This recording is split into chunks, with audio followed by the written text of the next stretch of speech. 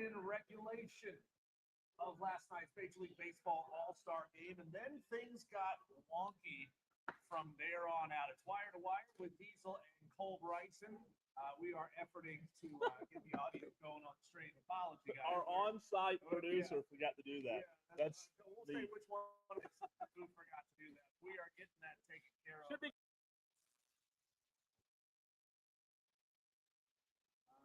League got out early, scored some runs early, and then, tacked on 4 more in the middle innings. And then it seemed like it was going to be a boat race. It seemed like the game was going to be over, but the American League storms back in the latter innings of the game and forces, for the very first time ever, a home run derby to decide the All-Star game.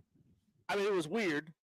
Yeah. I don't know what else to call it. Is that something that we could possibly look at implementing into games, regular season games, real games in the future? As games sometimes go 13, 14, 15 plus innings, would it be worth having a scenario in which something like that could be used to decide baseball games? It's an interesting topic. Welcome into the show, Tolos. If you're watching on the stream, awesome. Facebook, Twitter, and YouTube is where you can watch the show. It's where you can chop it up and chat with the other Tolos as well. Dan B, JD, JB, Madcraft, all the ones that are typically on the stream, you can chop it up with them. And now you can see all of their comments right there on screen so that everybody is on the same page. And it's always so good to be at our favorite place in the world. That is Ingles Markets. Tolos in the Easley area. We're calling on you today. We're live. Diesel to my right. I'm to the left. We are live at 410 Pelzer Highway in Easley. But I guess if you walk in, I'll be to the right. Diesel will be to the left. But you walk in the store. Perspective is a funny thing, right? That's right. There's the Starbies right when you walk in, and to the right, the corner cafe. Guess is that what the kids are calling it now? Starbies. No, please don't. Yeah. Please don't. Starbies is worse than the Woohoo. You don't like the Starbies? Starbies is terrible. Oh, you got to call it Starbies. Starbucks coffee is fine. Starbies. Starbies, the name is not good. Starbies, that we're to the right of the Starbies. How about Easley, man? I pulled into Easley Ingles, or the Ingles in Easley today, and was toloing all the way here, of course, listening to the Rich Eisen show without Rich Eisen, with a wrestler who's filling in. I'm not going to really get into my thoughts on him hosting the show. However, Greco-Roman wrestler? Somebody else. Like real wrestling? Nah, fake wrestling. Oh, fake wrestling. Yeah. When I pulled in over here all the way in Easley, South Carolina, guess what? Fan Upstate loud and clear on the radio dial, 97.7 FM in Easley. That's right. That's where we are. And it was loud and clear. So all of you Tolos who live out this way, Diesel and I want to see you today. We've got some gift cards, as Diesel said. But, Diesel, the only thing that I can think of to summarize last night, which I did not watch, by the way. I went back and read about it and watched highlights. The ending was cool. But the only thing that I can use to summarize what happened last night correctly is a happy ending. That's really all it was. Not the Deshaun Watson kind. Well, listen, there was nothing throughout the meat, the heart of the game that was really polarizing to baseball fans. I mean, you've got baseball writers out there talking about how boring the MLB All-Star game is. So the ending was great. So we had a happy ending for an All-Star game in the MLB, and that's about all. That's about the only way I can call what I saw or didn't see last night. Yeah, I mean, if you're a Braves fan, and a majority of our audience are Braves fans, you got to see some National League talent on display. Paul Skeens looked good in his 1 inning, 2 strikeouts. Shohei Ohtani, 1 hit, 1 run, 2 at-bats. Ronald Acuna Jr., 1 hit, 1 run, 2 at-bats. Pete Alonso, he was tearing the cover off the ball. Freddie Freeman and Matt Olson, both hitless in 1 at-bat each in their appearances. And so you're right. The game itself, kind of dull. And Jeff Passan is one of those baseball writers who used that terminology. He said baseball games in the past, the All-Star game, rather, in the past, has been rather stale. It's kind of been boring. There's nothing on the line. I think the conversation this time around, I mean, like I said, you got a pretty decent baseball game, a 6-6 regulation baseball game It feels weird to say regulation, but you got automated balls and strikes seen in real time in a major league game. Sure. And we got a home run derby to decide this thing. I'll tell you this. I was intrigued, though, Diesel, by the ending. The ending to that game for me is interesting because you brought it up a minute ago, the swing off, right? The 2025 swing off. The first time they've used that tiebreaker format. How they'll use that going forward, I'm not exactly sure of, but I can tell you this. Figure out ways. I'm not saying change the game because the baseball purists out there will absolutely hate me. Figure out ways to incorporate this more. I don't only want this once a year in an all-star game that I don't watch. Now, you ask, Cole, you host a sports radio show. Why didn't you watch the all-star game? Guess what? I could care less about the all-star game, especially when Tom in Somerville is to blame for my binge on Bloodline on Netflix. So I apologize about that. But look, the reality is if 2025, Diesel, if the all-star game of 2025 will go down as one of the most exciting endings in all-star game history, I guess that's all that matters because people remember the buzzer beaters. They remember the walk-offs, right? Yeah. They remember those big plays at the end, not so much what happened in between. Is there a contingency, and I'm going to present one here for you, is there a contingency in which you would like to see a home run derby to decide a Major League Baseball regular season game? You know, it's a weird thing, right? It's essentially batting practice, and they're out there teeing off in batting practice. But, I mean, they basically took the NHL rules of you have an overtime, nobody scores, you have another overtime. Nobody scores, you go to penalty shots. We're not going to keep doing this thing forever as these guys get more and more and more tired. Or in the case of baseball, your arms get completely wiped out because you're having to throw everybody. So you got your right fielder out there slinging up, slinging up balls to guys. I think there's a possibility, Cole, maybe not in this exact format, but a home run derby type of ending for the long games. Maybe not the ones that go 10 innings.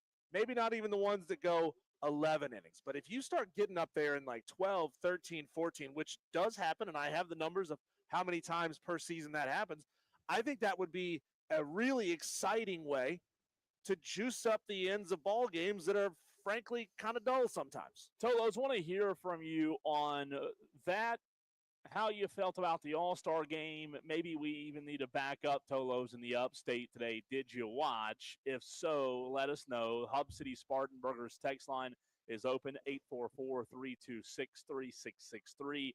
Phone line's also open as well. Do we have a caller? We do. We have Dewey on the line who wants to talk about the All-Star game. I'm pretty sure he's going to say it sucked, but maybe he'll surprise me. Dewey, you're on the air. I'm not going to surprise you. It did suck. It was predictable. Nationally, they jumped out, and then all of a sudden the big heads of once you start getting into the bullpen, the American League muscle pops out, and all of a sudden you got a high-scoring game again. It should have ended in a tie. This home run derby thing is nonsense. No, it's nonsense because the players that Dave Roberts picked were all popular players. Where was Acuna? Where was Matt Olson? They're home run hitters. They didn't get to participate. But then you got Pete Alonso and Scherber and all the other celebrities. That's crap. It should not have been that way. Well, Dewey, did you want the game to just end in a 6-6 tie and be done? Yeah, it's meaningless. If it counted for something, maybe, but it was just meaningless anyways. It was just meaningless. It was for some of these players who, I think they pointed out some guy who plays for Baltimore who's about to get traded, and I think they talked about him raising his trade stock. This is like a scouting. It's nonsense. It's just a big popularity contest. And the Braves, because in Atlanta, they should have took it out of Atlanta because of how the Braves is so embarrassing this year. I mean, was it a popularity contest or the most likely players on your roster to hit home runs in a home run derby? Well, Cunha would have probably hit a home run. A home run. That's Olsen- not enough, though. You got to hit more than one. Well, Schwarber hit 3, so I guess that counts. But Good point. Thanks, Dewey. It's all celebrities. Thanks, Dewey. They're So the 2025 Home Run Derby drew 5.73 million viewers across ESPN platforms. That's a 2.7 household rating, a 5% increase over 2024, but still one of the lowest since 2016. The 2024 All-Star Game, just to give you some context, on Fox averaged 7.44 million viewers with a 3.8 household rating. So people are watching. Again, though, the All-Star Game, I believe, in Major League Baseball has the same problem that every other All-Star Game has. The All-Star Games in professional sports are not drawing new viewers to the sports. So Sure. you might be able to go as a baseball diehard junkie and say, you know what, last night's MLB All-Star Game was really intriguing for me. But for somebody out there who's not a baseball junkie, who's not a diehard baseball guy, did the MLB All-Star Game last night, maybe the ending did, right? That's cool. That's new. Again, Tolos want to hear how you felt about the ending, but did it do enough to attract new eyeballs to the sport? So do they basically need to turn it into that old MTV Rock and Jock? And I know you're not old enough to remember Rock and Jock, but it was exactly what it sounded like. It was athletes, and it was celebrities, and it was musicians playing, whether it be basketball or a baseball game / softball game, whatever it may be. And then they had some like wonky ways, like if you're playing basketball, if you shoot from this one exact spot on the court, it's worth like 30 points. I mean, if the task is to draw new fans to the All-Star Game, and what you're telling me is that the best players from throughout the league all on one field is not enough to draw new fans, then what do you do? Well, it's not, in my opinion, I would disagree. It's not the fact that the best players on the field aren't drawing new fans. It's the fact that the best players on the field are being multiplied every single at bat. So you've got so many guys in the All-Star. I mean, just look at Matt Olson last night. Matt Olson, you say, okay, this is the best players in the world. Matt Olson had one at bat. Like, to me, that's not the best players in the world in one game. Ronald Acuna was 1 for 2 last night, but you've got how many guys saw an at bat last night for the National League? This is great radio, but 1, 2, 3, 4, 5, 6, 7, 8, 9, 10, 11, 12, 13, 14, 15, 16, 17, 18, 19, 20. So 20 guys having an at bat, to me, yeah, they're all great. They're the best 20 in the National League. But again, if I want to see the best baseball game played, I'm not going to see that when you're continuing to rotate guys in and out. That just goes to show, Diesel, in a real game, that doesn't happen. Continuity matters. So the rosters are too big. Well, we're putting too many guys on these all-star teams. How about having we talked about this last week. How about having an all-star game where you only have 12 guys, 12 hitters, not including pitchers. You only have 12 guys on your roster, so you can't rotate a position player in for everybody throughout the game. I don't hate. Look, it's not going to happen. I don't hate trimming the roster size. Yeah, it'll never happen. Maybe this. How about this? And again, Tolos, let us know where we're right, where we're wrong. We're going to go back to the phone lines in just a second. What if we do this? We look at the MLB. Okay, you've got the best players in the world. You have the home run derby the night before the All-Star game. How are we going to make the All-Star game in baseball the most attractive possible? Because a minute ago, Diesel, you asked what's the goal. You said if that's the goal to bring new eyes to the sport. Okay, how about this? Let's just say baseball's goal is to make All-Star Week the best in sports. Better than NBA, better than MLB, NFL, better than everything, right? So how about... That's not saying much to be better than the NFL it's not. Pro Bowl. All of them stink. And that's another point to the segment we can get to later. But what if the commissioner, Rob Manfred, looked at the landscape of baseball and said, okay, we really want to make this thing the best ever. Well, what's the hottest ticket in baseball right now? The Savannah Bananas. How about on the night before the All-Star game, the Savannah Bananas play against the All-Star guys? right? Somehow, some way incorporate the hottest ticket in baseball. Because, look, even though baseball ratings are up, that's great. Baseball's doing better than it once was. Savannah Bananas are killing it right now. So I'm just thinking outside the box. I'm just thinking with a little creativity, if you want to make this All-Star Week the best ever, maybe bring in the Bananas. Let's really make this thing big, because if you haven't noticed, Diesel, everything they're touching right now is turning to gold. So your point here is to make the All-Star game better, we have to make it less about real baseball. Well, not necessarily. Listen, hear me out. Again, the game matters. Sure. But I said the night before. So the night before, you're making it fun. That's what the home run derby is, fun. I don't want to make it less about baseball. My preference is I want to have fun, and then the next day I want to also have the best players in the world playing against each other. That matters to me. But I also think when you look at the home run derby, yeah, that's great and all, but guess what people aren't doing? People aren't selling out that stadium to go see the home run derby. They're not selling out the Wings bar, the sports bar down the street to go watch the home run derby. If the Bananas were playing against Major League Baseball players, guess what? I guarantee you the places down the road would be slam full of people on a Monday night wanting to see what happened. I'm just saying, as an All-Star Week as a whole, there's got to be a better way to make it more interesting. I mean, if a sports talk radio show host like me isn't even watching the All-Star game, what's that tell you?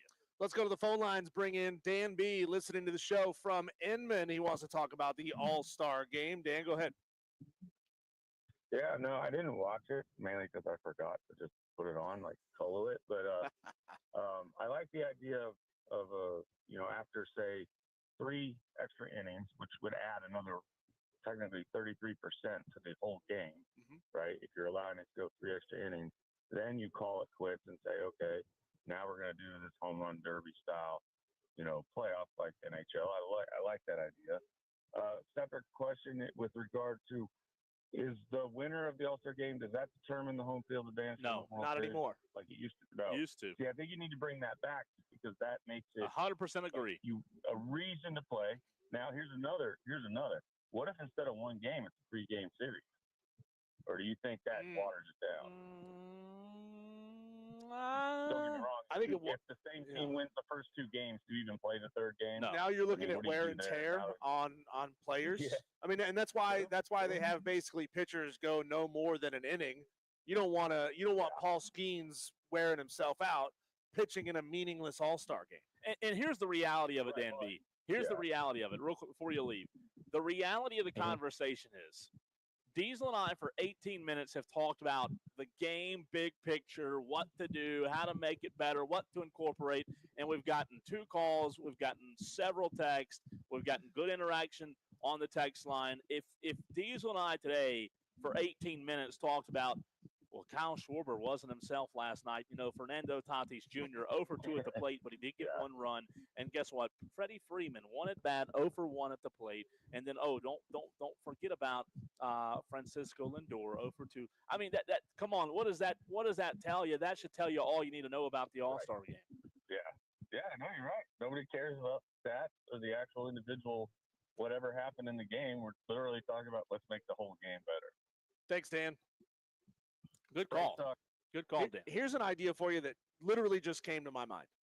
How about you have 2 All-Star games where the best team in the NL faces the AL All-Stars, and the best team in the AL, or whichever one of them has the best record at that time, faces the opposite league's All-Star team. Think back when you used to play, MLB baseball games on Sega Genesis or whatever platform you like to play games on. You had the option of picking your opponent, and sometimes you could pick all-star teams, whether it be a historical all-star team or an all-star team from that year. Let's see if the NL leading, I assume it's still the Dodgers at this point, what if the Dodgers had to face the AL all-star team, or vice versa? It's interesting, man. Again, how good are they really? I think Diesel, at the end of the day, it's not just baseball. Maybe the best solution is we have to come to grips that all-star games aren't good in any profession. Yeah. And just so happens the MLB All-Star Game happens in the calendar, in the part of the calendar where nothing else is going on. It should be a big deal. It should be, but I mean, here's the deal. Tonight, I'll give you an idea of how dead it is right now, and the MLB All-Star Game should be, Diesel, to your point, a bigger deal. Tonight, there's 4 games in professional sports. 4 games in professional sports, and it's WNBA games. So it just goes to show how dead it is right now. You would think if you were the only show in town, you would just be absolutely crushing it in terms of ratings and attendance. I think I caught, and we haven't even talked about the implementation of automated balls and strikes and how I think 5 calls were overturned, 5 missed calls were overturned in that game. That'd be a great way to weed out the worst home plate umpires, right? If you get more than whatever number it is, you want to call it 7, call it 7. If you get more than 7 calls wrong over the course of a game, you get demoted or you're pulled out of being a home plate umpire for games. I think that was interesting the way it was implemented. It was not the same way they do it in AAA where a team gets to challenge and then they check whether or not it was a ball or a strike. They actually used it in real time. Some people were complaining that it was too rigid. I don't understand those people because don't you want to get it right, right? Like you have to get it right, especially with as much money gets bet on Major League Baseball games. ABS, I thought was a success. Tolos, how will the biggest brand in college football bounce back in 2025? That's where we're going next, right here on the Fan Upstate.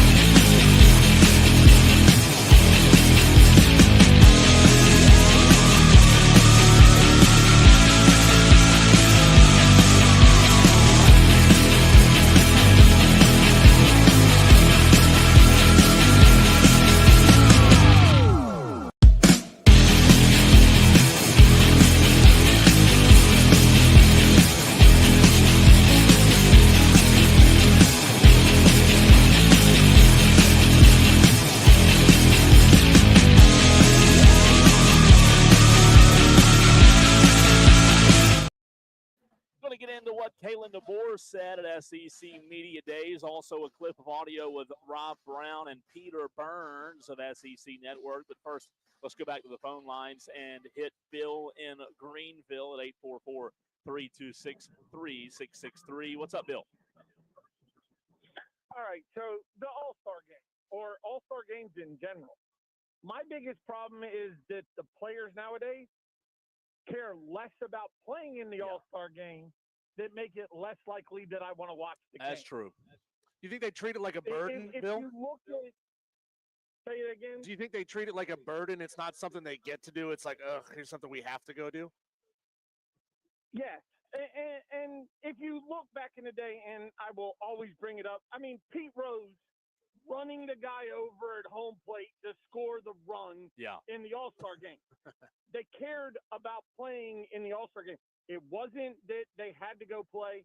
They wanted to go play. They wanted to win the game for the National League or the American League. I mean, I remember when, what was it, the National League went on a 12, 13-game winning streak? Sure. And it was like, when's the American League going to figure out how to beat the National League? Yeah. Days, it's like, oh my God, the best starting 9 players, 6 of them decided they weren't going to play because they want to be ready for going for the playoffs. And they were more worried about that than playing in the All-Star game. And it's not just baseball. Yeah. It's almost every All-Star game nowadays. Yeah. It's more of a burden than a privilege. Well, I remember when if you made the All-Star game, you got a bonus for making the game. And if you got a hit or drove in a run during the game, you got a bonus for playing in the game. Nowadays, these guys don't need that anymore. And now you've got a problem with, I don't want to play in a game.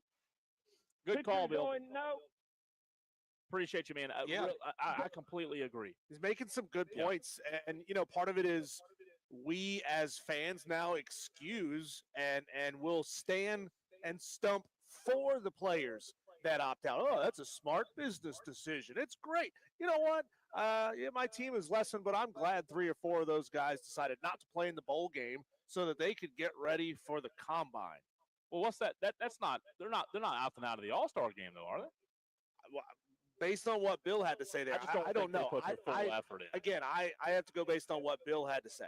Yeah, I think Bill means they're not giving their full effort. Okay. Not that they're not choosing to play. Really good call, though, Bill. Appreciate it at 844-326-3663. Let's react to this audio from SEC Media Days. Rob Brown caught up with Peter Burns. We all know who Peter Burns is. ESPN, SEC Network does a fantastic job. John, if you will, by the way, shout out John in the Ingles Market Studios, doing a good job producing as always. Let's hear Rob Brown and Peter Burns, and Diesel and I will react. All right, ladies and gentlemen, welcome back. The Rob Brown Show is on your radio. This is the Fan Upstate, and I am actually really stoked to have our next guest on, because while the interactions have been few and far between since then, I had the pleasure of meeting this young man, and I say young lovingly because that's when it's been a long time ago. It's been a long time. About a dozen plus years ago, I got the opportunity to meet Peter Burns, now with the SEC Network, at a USAA Army-Navy game. Yeah. I believe that one was in Washington, D.C. I think it was, yeah. And that was back when I was doing Sports Talk Radio in San Antonio. And then I think I came back and did the Army-Navy Bowl or the Army-Navy game with them the other year in Philly when I was in Denver. Yep, but I was there with you in that one. The fact that we get all the way back here in SEC Media Days. And by the way, I just made my first trip to Greenville, South Carolina last year. I know I feel bad because our studios are right there in Charlotte. Yep. I was freaking blown away. Isn't it the best? Well, because we've always heard about it for SEC women's basketball tournament, but I always work in the men's tournament over in Nashville. And so I was like, all right, finally, I'm going to go. Went down there with a friend, and I was like, I got to come back. And it's so easy from Charlotte, so I'm all in. I'm Team Greenville. And now you got a guy that knows the dive bars in Greenville, so holler at your boy, and we'll make it happen. I'm in. As long as you know where the tabs are, where they're going, we're fine with that. Hey, I'm sorry, you're on the you're on the SEC Network, buddy. I thought we were rolling with you. Peter Burns from the SEC Network here on the Rob Brown Show. How's life, partner? I know that this is a crazy week for you guys, but how's everything? It's fun because it's kind of the unofficial, like, all right, get your mind right week. Sure. And this is a different year than we've ever had. I say this is the first time Media Days has felt kind of the normal since we had like 2019. Yeah. Because conference expansion, no one's talking about that right now. Texas and Oklahoma have already done a year here. The NIL thing is kind of chilled out a little bit because of the collectives, and now teams are hiring GMs. So this is the first time, and I think in a long time, that we're actually talking about football on the field. And so, now, with that being said, that's one of my lines this week is like, we still don't know who the players are really. And I think a lot of the coaches at this point really know what their team is. They have a general idea, and that's what we try to figure out this week through the interviews and through our interactions. It has been interesting, and not to go down the transfer portal path, because you're right. My producer and I, Alonzo, we've been saying for a hot minute now, today's the first day of football season. I guess yesterday, but this week's the first week of football. But there is this interesting thing we're discovering as we're talking to Shane Bieber and Kirby Smart, and we're talking to the guys that are playing defense. We had DQ Smith from South Carolina is on. That guy is huge, by the way. That dude's a man. Cool definition. He said that one of the interesting things that's happening for defensive leaders like him and Nick Barrett is they're not just having to learn to ingratiate incoming high schoolers in there to learn college ball, but they're bringing guys from Florida State and Nebraska and these other schools that have a different college culture ingrained in them and trying to get them adapted into, especially when you have a school like South Carolina that's very culture oriented around Shane Beamer. That's kind of created this whole new dynamic these guys are having to address. But that's why Shane has thrived in this environment where other coaches don't. Like, I think Shane, to his credit, is as good as anybody of just being like, hey, I'm just a real dude. And he has real dudes around him. And I remember vividly when Shane first took the job, and I've known him back for, a long time now. And I remember asking him, I was like, so what's your goal? Like, how do you do this? Like, it's South Carolina. It's not Alabama, or it's not Ohio State or Texas, or, the brand name. So how do you do it? And he goes, here's the deal. He goes, I was just working for Kirby. And I remember vividly, he says, hey, I may not be able to get every 5-star, but I guarantee you there's a bunch of 3- and 4-star guys that with the right coaching that we can develop. And he goes, I'm gonna grab the best coaches that I can create more of a community around and than ever before. And I think that we saw that with Nick Saban at Alabama. He was great, but he burned out his coaches. You say the same thing about Kirby. Now, Kirby has a lot of his boys on his roster, but Kirby works them to the bone. And I think for Shane's like, if you want a good balance of life, college football, and I think that's why last year was so successful, because in the transfer portal, he's not just taking anybody. He's taking the guys that fit. Even if they're a 2- or 3-star guy, there's a plan because this guy fits the culture of South Carolina football, and all of a sudden he finds a way to make it work, and that's why you see the season they had last year. Tell you one of the things, just to get your reaction to it, that's really bothered me a lot from college football fans the last couple of years is there's this attitude that, oh, these players are just going to go to whoever strokes the biggest check or gives them the most NIL or the most rev share. And I'm not saying there are no dudes that is true about, but I also think when you look at a lot of these teams in this conference, and I absolutely put South Carolina kind of at the forefront of this, you'll see there's a lot of dudes who want to be, they want to get paid. So do we all, right? But there's a lot of dudes that they want to be in the right place for them, whether it's as a man, as a student, as a football player. And I do think that Shane Beamer has done that. Do you think that that is enough to one day elevate South Carolina into that Georgia, Alabama top tier? Yeah, I mean, because I don't know there's ever going to be a thing as a top tier any longer. I think now, obviously, with the salary, quote unquote salary cap, everything's going to be fairly equal. But I mean, this is enough of a proven program that you can take a look at, and you can still have a lot of collective money. But what you have to do is you have to show that you can get there, and over and over and over again. And again, as long as those fans are showing up at Williams-Brice in the way that they do, and you have that, you cannot think and you go out there to 5 points and you're just like, this is where I want to be. And so that's why, and I'll be honest with you, you cheer for the good guys in our sport. And I don't know if there's anybody that when you hang around, you'll see on the Netflix series that they'll release that first episode. There's a great scene of Lenore Seller and his family talking about this was the best place that he could have gone. Think about all the places he could have gone, and he chose to go play for Shane Beamer. That's awesome. Speaking of Lenore's, this is a really interesting year for quarterbacks in this conference because you've got Gunnar Stockton in the story at Georgia, Arch Manning, and all the drama around him at Texas. You've got all these great quarterbacks, and Lenore's kind of feels like he's in that group. I was watching this kid walk around Monday. He looks like a rock star with just a gaggle of groupies following him. What is a realistic to you ceiling and floor expectation for Lenore Sellers this year? I think it's tough to say Heisman Trophy guy, but I mean, you're talking about a first team, maybe second team All SEC dude, right? You know, that puts up the numbers. I mean, the thing is staying healthy. That's one of the reasons why he was a late commit to South Carolina is because, hey, he has to make sure that he stays healthy. We saw what happened in the LSU game where they didn't have him. So, again, sky is the limit for him, but he's just a good kid. Another one of those guys, Rob, that we just pull for here in this conference, top to bottom. Without a doubt. Do you think, I've said a couple of times, as go Lenore's goes the Gamecocks, because he's just one of those special players. Is this a team that can threaten, not go to, not win, threaten an SEC title game appearance this year? I'm going to say. You're not hurting any feelings here, Peter. No. I think that the ceiling for this team right now is a 10-2. I'd say the floor of it is 6-6. I think it ultimately ends up being an 8-4 squad. Is that good enough for the expectations around Shane Beamer, considering what they accomplished last year? I think because you had so much talent last year, you're just like, all right, if we've elevated this program to where the floor is going to be 8-4, that is fantastic news. And so that's why I'm trying to, figure out what Shane's got this season. And he's not backing down from it. And I think he's got a chip on his shoulder. We weren't talking about South Carolina last year. And then sure enough, look at what happened. Peter Burns from the SEC Network, kind enough to take a few minutes here on the Rob Brown Show. Now that you're a little more familiar with the GVL, brother, you got to come down. We'll show you around. I know we got the dive bars. I'm ready to go, Rob. We got the dive bars. Listen, I'm just saying, tell the boys you want to shift over to the women's tournament. It is electric. I'm telling you, I'm like Alyssa Lang and me. We'll do it next year. Done and done. We got to get you back on the show. Love it. Peter Burns from the SEC Network here on the Rob Brown Show and the Fan Upstate. Really good stuff there from Peter Burns of SEC Network.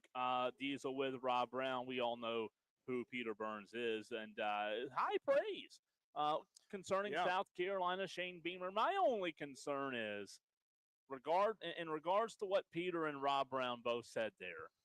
I don't think I'm not calling out Rob Brown here, but I don't think people are understanding, Diesel, just what South Carolina lost on defense last year. Yeah, they lost a ton.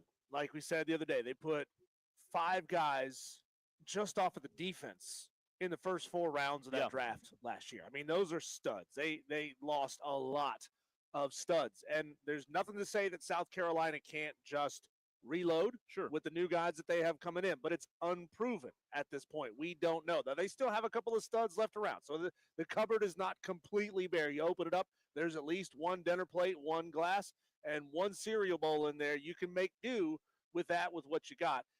It's going to be on the offense this year at South Carolina, and in the SEC, if you are not a complete football team, top to bottom, offense and defense, that's how you end up in 7-5 territory. So I think Peter Burns is maybe being a little bit of a homer, knowing where he was doing some radio, saying the ceiling is 10 wins this year. That is a ton. I think they have a 10-win type of offense, but they don't have a 10-win type of defense. Well, it's going to be tough. Look, in the reality of it is they're going to be good, but they also play a really good schedule, as we all know. And by the way, we'll get to the Alabama conversation later in the show today or tomorrow because a lot of meat there to dig off of the bone. But I just think in regards to what Peter Burns said, Rob Brown, look, not disagreeing with him. Yeah, Lenore Sellers is great, but I don't necessarily know if I buy into the philosophy that they should be better this year, that the team goes as Lenoris goes. Like, my whole thing is defense really, really matters in the SEC, and what you do in those trenches matter. And South Carolina was so good last year, especially up front defensively. Don't get me wrong, they still have a guy named Dylan Stewart who's going to wreak havoc in 2025. but they lost a lot. And this league is going to get better. Like the SEC is going to be better this year than it was last year. And that's crazy to think. But I'm not down on South Carolina by any stretch of the imagination. I'm just saying, let's be realistic and remember what they lost. And as great as Lenora Sellers is, Lenora Sellers doesn't fill the A gap when teams are barreling it down your throat. You know what makes a team, any team in the SEC, any program in the SEC, be the type of program that's on that level, like Rob said, of being on the level of a Georgia, of an Alabama, of the elite of the conference? It's because more often than not, they have both an A-level offense and an A-level defense.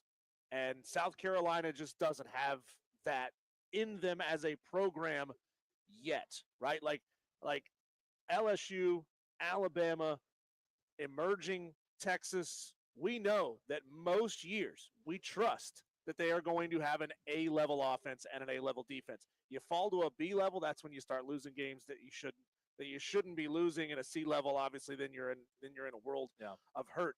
But those two sides of the ball have to be operating at a high level at the same time to be an A-level program.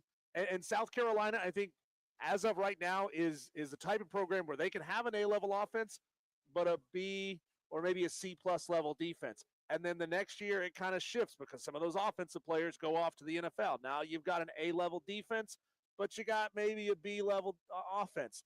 And you got to get to that point, and it's really hard to do. That's what everybody's trying to do, right? You got to get to that point where you have an A-level at both if you want to be in that category that Rob was just talking about. And we'll see, right? Like I'm not trying to say that I don't believe South Carolina can be great this year. I'm just saying overall the SEC is going to be better. South Carolina lost a lot defensively. I'm not saying they can't go win the SEC. I'm just saying I don't think they'll be as good as some people think they'll be. That's all. And again, Diesel and I still have a few weeks until we make our official predictions for the 2025 South Carolina Gamecocks and Clemson Tigers. Still some time to mull over it, but to JD's point, there's so many 50-50 games. We'll see, right? When we come back, former NFL quarterback Jay Cutler finds himself in some real hot water on social media. Why? And we'll react to it next.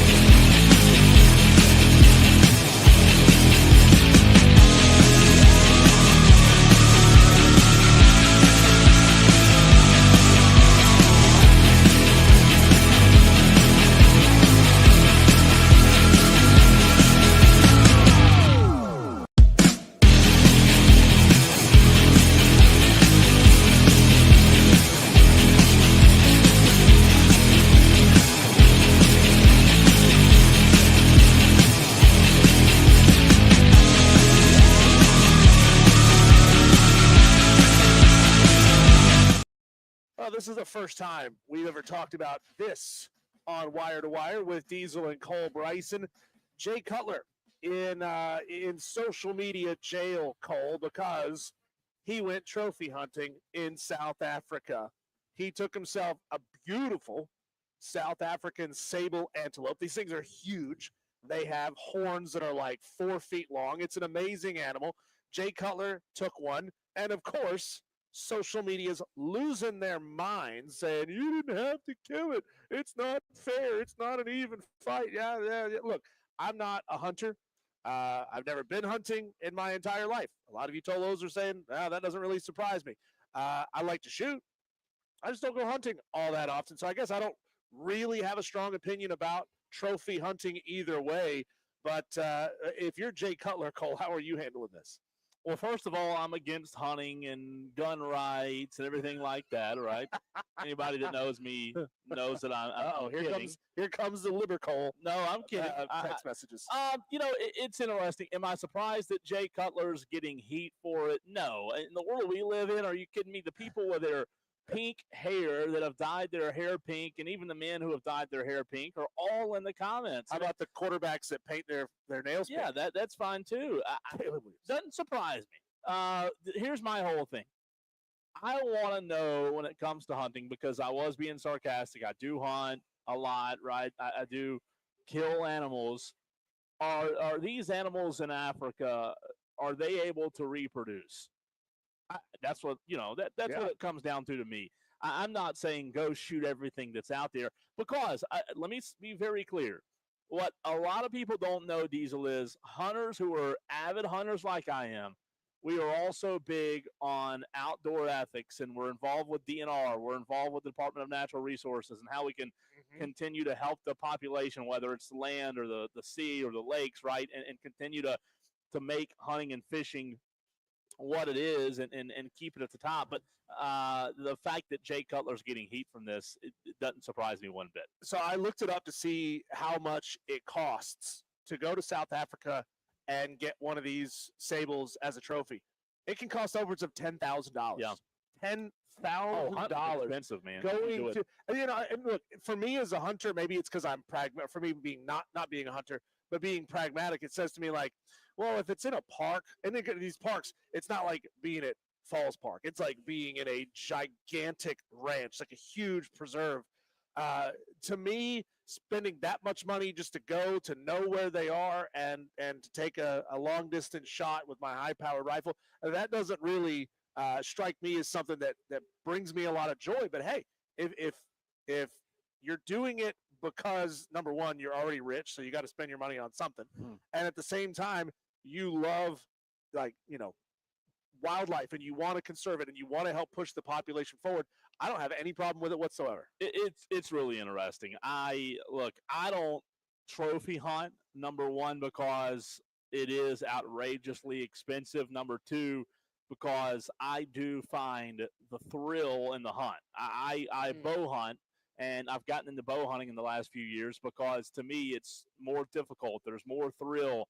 It's harder work. You have to put in more effort. It's more difficult to kill an animal with an arrow compared to a bullet, right? So, you know what? Jay Cutler is mega rich, and you know what a lot of people do who are mega rich?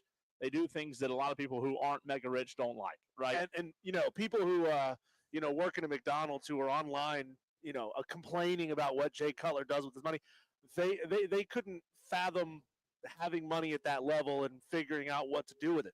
Did you know? I didn't realize this until one time I was up at the a big estate in Asheville, the Biltmore, that they have their own subspecies of white-tailed deer on that property because they have culled the herd, the smallest and the weakest of the herd, for decades, so that now all of their deer are bigger, stronger, faster. So they've essentially created a new species of white-tailed deer.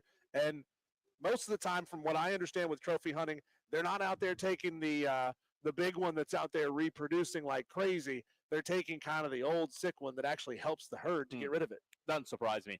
Tolos, there are two coaches that I want to zoom in on. They were the final two coaches to speak today at SEC Media Days. Billy Napier, Brent Venables, both hired within 30 days of each other. We zoom in to Billy Napier and Brent Venables in the very next segment, and the question is, who will be at their respective job longer? That's next.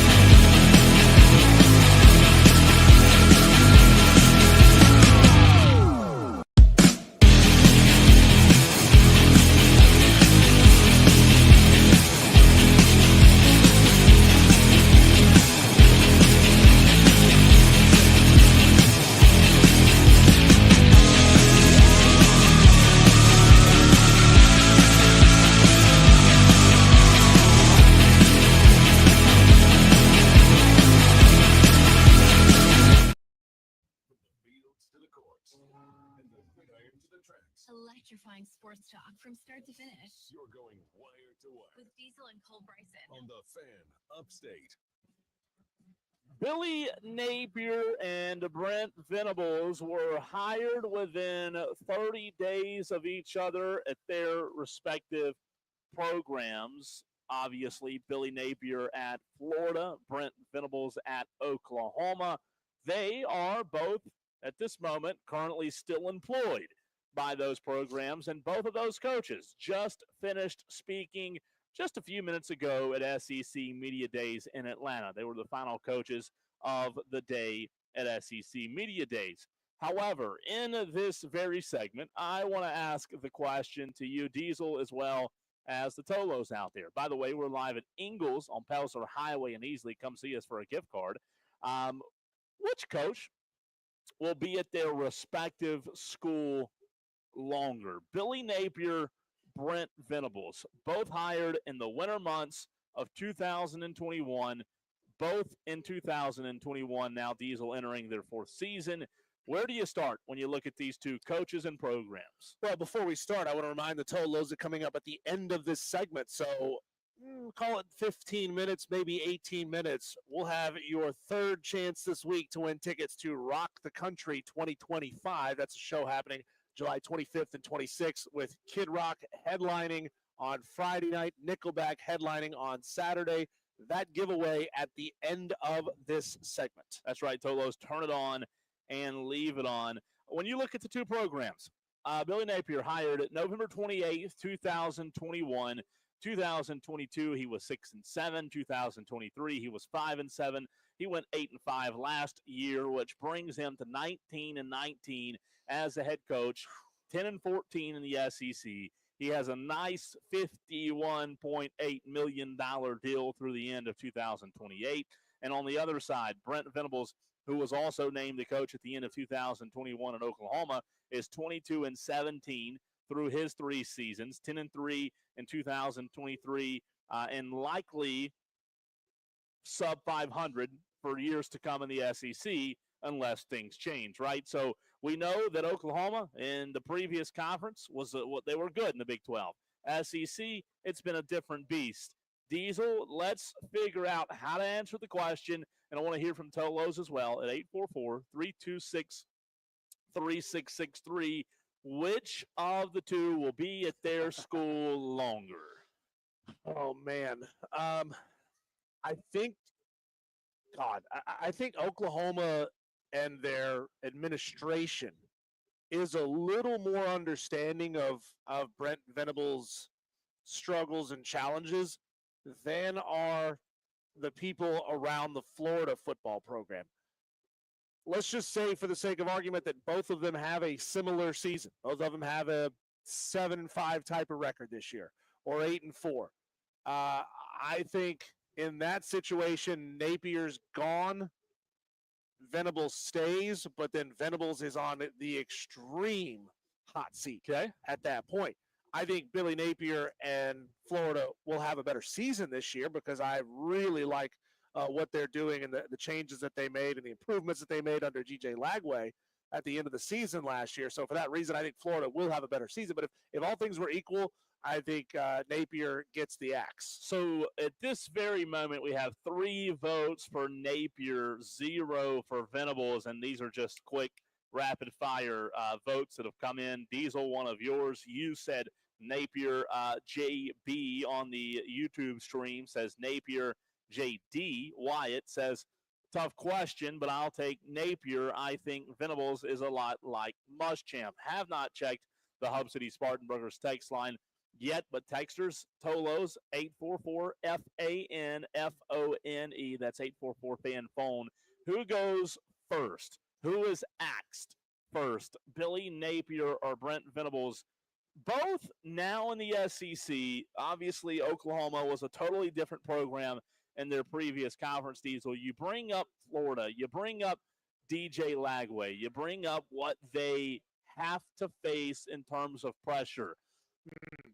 Ultimately, what do we all know about pressure? It either makes diamonds or it can break you, right? And we know that going into the 2025 season on this 16th day of July, both programs and both head coaches right now have pressure. But if you looked at it right now, I think I would agree with you, and tell me if I'm wrong here in saying that I think you think Florida has much more pressure at the current moment, even though Billy Napier won some games toward the end of last year. I think they do have more pressure. I mean, they've got an elite level quarterback that you could, if put on the right roster, go compete for a national championship with. I believe that. Maybe not this year, but maybe next year if he were to stick around. I think they have the better quarterback. I think in general they probably have better athletes at Florida this year than they have at Oklahoma. That's not a scientific measurement there. I think Florida ends up having a better season this year than does Oklahoma, because think about it this way. If Florida State was rolling, do you think the pressure would be that much higher on Billy Napier in Florida? If Florida State was still out there crushing it, competing for national championships, even though they're in a different conference, if they were seeing it happen just down the road in Tallahassee, would that turn the dial up on Napier even more? Well, if your rival was able to do it, I think so. And I'll use the comparison to your point. I'll use the comparison of the NFC East right now. Jerry Jones and the Washington Commanders are both in an interesting spot because what they just see happen last year. They just saw their in-division rival and the Philadelphia Eagles win the Super Bowl, right? So when you talk about pressure and being able to look down the road or in the division or whatever it is, Diesel, whether it's in or out of conference, that in my mind certainly matters. Like I guarantee you, the folks who run the Washington Commanders and Jerry Jones, they don't love all the talk about Philadelphia. And I guarantee you that if Florida State, to your point, were on top of the world right now and Billy Napier were still at Florida, I can promise you things might be different. However, to your point, Florida State's, guess what? They're not any better at this very moment. Think of it this way also. Oklahoma has shown Brent Venables grace to this point. Give him time to figure it out, which used to be the norm, by the way. You used to get that kind of time no matter who you were. But they don't have a ton of experience of firing coaches, even those who are performing well. You move backwards. They fired Dan Mullen, who was 34-15, because they wanted more. Really good coach. That was a stupid move really on Florida's part. They fired Jim McElwain, who was 22-12. I mean, he was on the plus side of 500 there in his time. And by the way, Jim McElwain in his 34 games as a head coach, 22-12, and in 38 games as head coach, Billy Napier, 19-19. Muschamp, 7 games over 500. So you see why they were upset with Muschamp, given what they had with Urban. You see why they move on from Will and try to shoot that shot with Jim McElwain. You see why they move on from McElwain and move on to Dan Mullen. That one's still a head scratcher to me, but it is what it is. You're in this boat now. You wanted to become a national power. You give them at least the credit for trying, because they could still be, a kind of a 600 kind of ball club with Dan Mullen if he was still there. So what do we always say matters more than anything? At the end of the day, money matters. And when we talk about this comparison between the two, who, again, were both hired like at the same time, Venables and Billy Napier, Brent Venables has a buyout of $34.9 million. That did change a little bit. I believe it was once 44.8, and then obviously as the time goes on, right, that buyout goes down. Billy Napier, last I looked, has one of the largest buyouts at $26 million in college football. One of the biggest, rather, in college football. So the reality is either coach is begging to be fired because they're going to get paid, they're going to be rich, and somebody else will hire them up. However, here's where I find this conversation interesting. What did we always say about Ryan Day last year? You and I, before Ohio State won it, we said, we know Ryan Day is one of the best coaches in college football, regardless of if he has a national championship, right? Mm-hmm. You and I both said that. Yeah. Do we feel that way about Billy Napier and Brent Venables? Do we feel like regardless of what happens, they'll both get swept up by somebody or picked up? I don't know that we do. As a head coach? As a head coach. No. Billy Napier could be snatched back up as a head coach at a G5 or G6 type of school. Would Brent Venables be snatched up by call it Marshall? Would Marshall call him? Probably, because he's got that experience. But Billy Napier again has shown that he can be an elite level coach at a mid-major size school. Sure. I think both of these guys probably end up, if they were both to be fired, they end up on somebody's staff somewhere for a couple of years. For a couple of years, and then maybe they reemerge as a candidate down the road, or they just say, you know what, life is pretty good. You know, I made a lot of money in Oklahoma. Yeah, I made a lot of money at Florida, but I'm making a lot less at LSU or insert school here, and I got a heck of a lot less pressure. I'm still making a couple of mil, but I got a heck of a lot less pressure. On the stream, again, Tolos want to hear from you at 844-326-3663.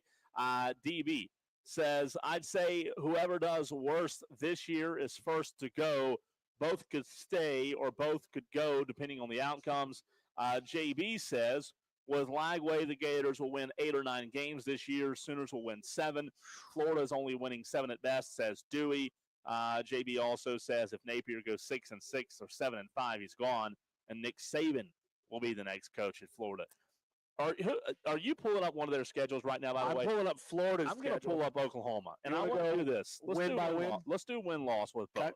And the reason we're going to do that is let's, in your opinion and in my opinion, find out what the record is for both coaches at the end of the year. You want to start with Florida? Yeah, we'll start with Florida. There's no reason to think they won't start 2-0 because they got LIU and USF. I have the US. I'm kidding. All right. So 2-0. 2-0, and then they face LSU on the road. Loss, right? Yeah. That's a loss. 2-1. And then you got Miami on the road at Hard Rock. I think that's a win. I think it's a win for Florida. With Miami still versus DJ Lagway at Miami. Look, I don't know that this is a good thing, but I think that's a coin flip game, like a coin toss game. Okay, I'll go win with you. Okay, I got them at 3-1. We both do. Then they are at home against Texas. Loss. On the road at A&M. I'll go loss there. Well, I'm gonna say that's a win. Okay, so I got them at 4-2. I have them at 3-3, by the way. Then we got at home against Mississippi State. That's a win. 5-2 for me. Neutral site against Georgia. Loss. At Kentucky. I'll go win. Win. Yep. At Ole Miss. I'll go loss. I'm gonna say they win that game. Okay. Then they are at home against Tennessee. I'll go bounce back. Huge win. I would say they lose that game. Okay. I say they win a big one on the road, and then they stumble at home. And then they are facing Florida State at home. I'll go win. So I've got them at 7-5. I got them at 8-4. Okay. I got them 8-4. So 8-4 obviously is job safe. 7-5. If he goes 7-5, I still think his job safe, don't you? In the SEC, is Billy Napier's job safe at 7-5? Is Florida still listed? Where are they when it comes to strength of schedule? When it comes to toughest schedules in college football? I got them going 8-4. Okay. And this is Phil Steele's ranking. Oklahoma, by the way, has the number 7, since we're going to talk about him here in just a second. Okay. Florida has not even in the top 10 this year. Not in the top 10 when it comes to toughest schedules, but you got to think with that SEC slate, they're probably in the top 15. Sure. At worst, top 20. So top 20 toughest schedules. You have 8-4. I got 8-4. I've got him 7-5. I think 8-4. I think he's safe regardless. If you go, here's my thing on Billy Napier. Last thing I'll say on Napier. If he goes anything less than 7-5, I think he might be getting his papers. At 6-6, I don't know how he keeps. His I think job. 7-5 with Lagway isn't a step forward, so I think he's gone. No, it's at not a step 7-5. forward. Again, it's Yeah, I mean, more well, of a let me lateral rephrase move. that. I think they will look at it as if Sure. the program is not progressing Okay. in a second season with Lagway. And then what if Lagway says, okay, I'm out. Okay. Coach, I gave you another year.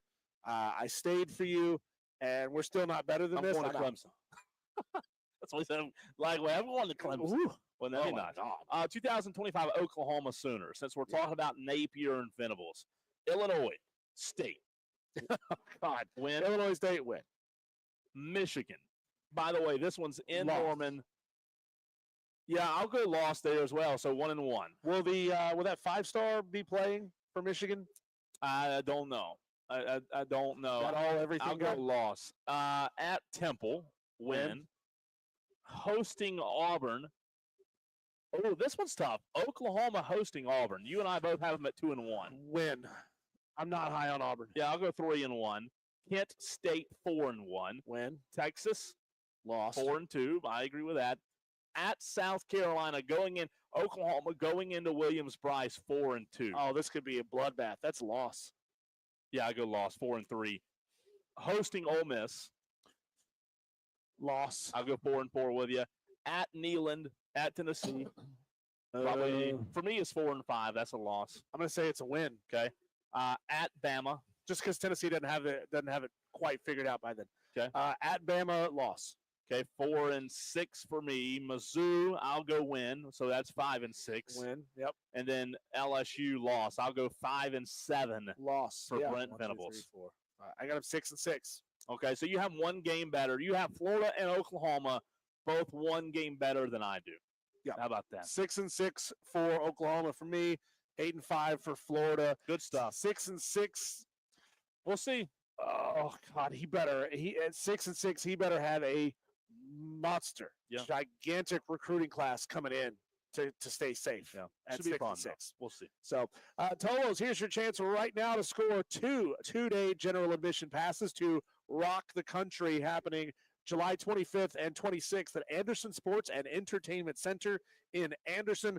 Friday, it's Kid Rock, Tracy Lawrence, Aaron Lewis and the Stateliners, Shenandoah, Little Texas, Logan Crosby, and Yin Yang Twins. Saturday, Nickelback headlining with Hank Williams Jr., Gavin Adcock, Mark Chestnut, Sammy Kershaw, Hudson Westbrook, and Afro Man. You want to score these tickets? Be caller number 5 right now at 844-326-3663. John back in the Network Studios.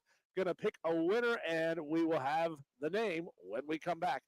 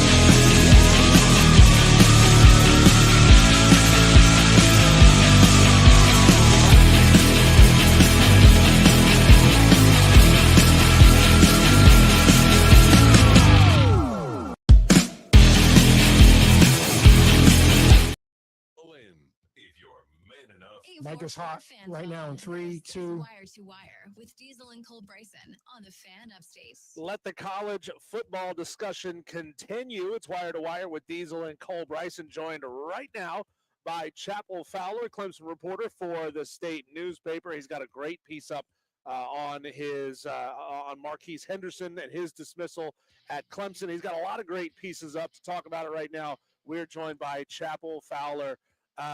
Chapel, one of the most fun things about SEC Media Days is you get all of the personalities together in one place, and they feel like they need to, maybe some of them feel like they need to one-up each other. Lane Kiffin just does what Lane Kiffin does all the time. And he took a little shot at the local team, at the Clemson Tigers, saying, put Clemson on my schedule every week compared to playing SEC teams. Epic troll, sour grapes that Ole Miss didn't get in, or is that deep-rooted truth? On with you guys. Cole, good to see you at Media Day. I think Lane is being Lane. Lane has always been Lane, for better or for worse.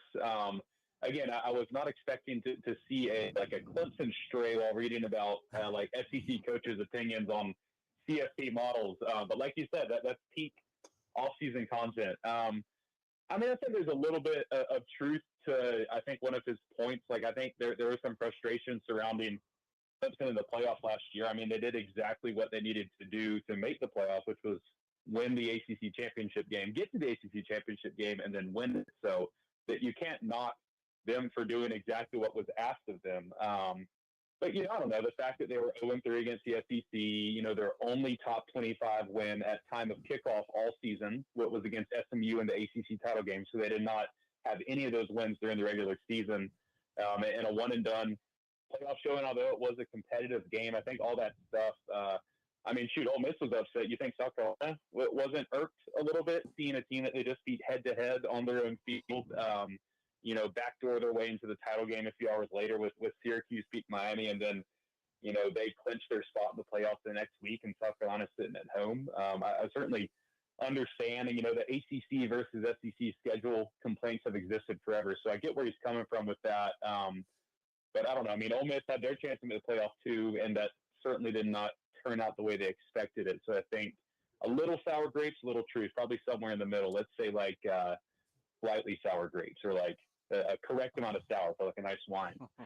Give Chapel follow Tolos if you have not done so already on Twitter, on X at Chapel Fowler.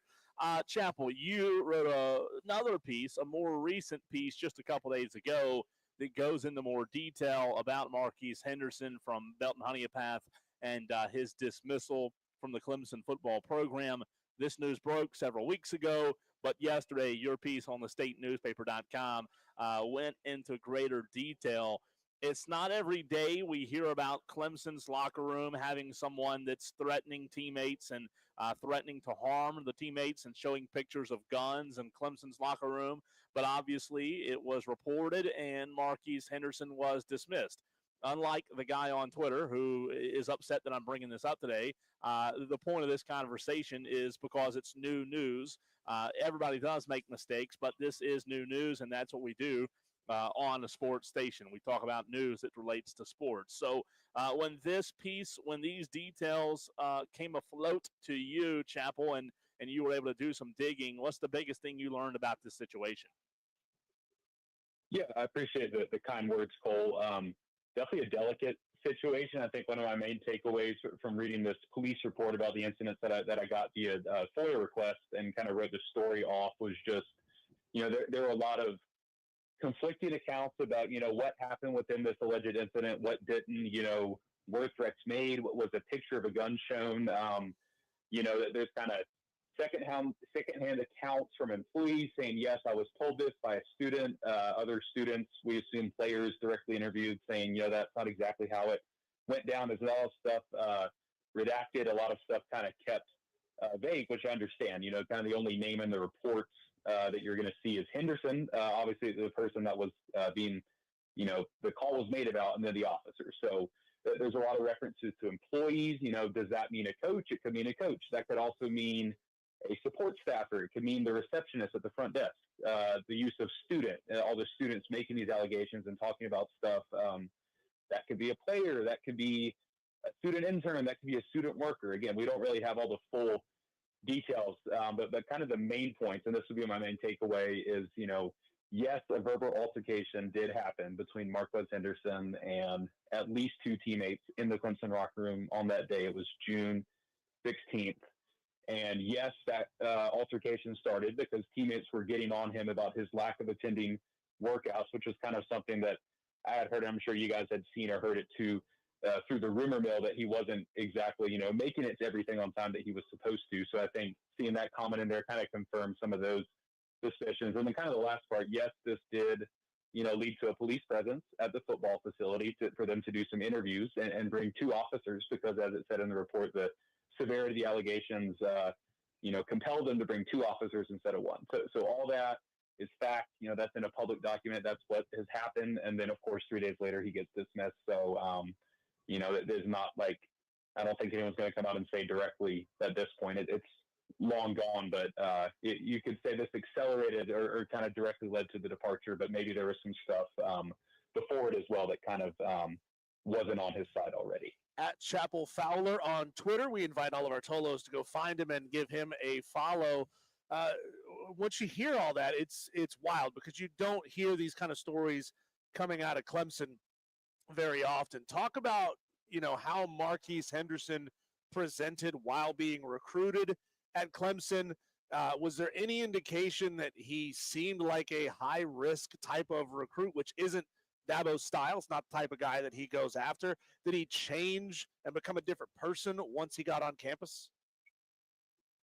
Yeah, unbelievably talented. I was telling someone this yesterday, talking about Marquez. The one game I watched him, I went and covered a game. It was the week before Clemson, Georgia last year. I went and watched his home opener, and I was like walking in right at kickoff, and he returned the opening kickoff for a touchdown. And then I was like a minute late getting back to the field because I was getting concessions at halftime, and he returned the third quarter kickoff for a touchdown. And I was trying to get videos of both and went 0 for 2. So that kind of speaks to the dynamic talent he was.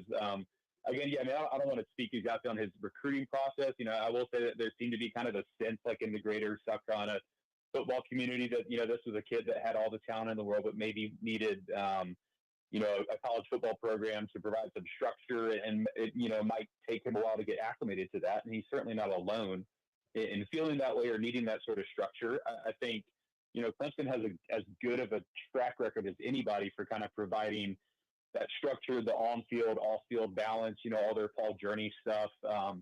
They've got as big of a staff and enough people to help you as anyone in the country. I mean, walking around that facility yesterday with you, Cole, it's got everything you need. So I think that, they may have thought like, hey, there's maybe a little gap we need to bridge or other stuff we can do to, help this kid with his adjustment. But again, that's not unique just to him. But I think you saw just the fact that he was only on the team, formally enrolled, a part of the team for like 5 months, confirmed in writing in this police report that teammates, his workout attendance had gotten to the point where teammates were, kind of badgering him, like getting on to him about it. I think some of that shows that, as much as Clemson thought this was going to work out, and like Dabo said yesterday, gave him a chance, ultimately it just didn't happen. So, Chapel, in today's world where all of the coaches talk to each other, they know each other, their social media, everybody knows what happens in 2025.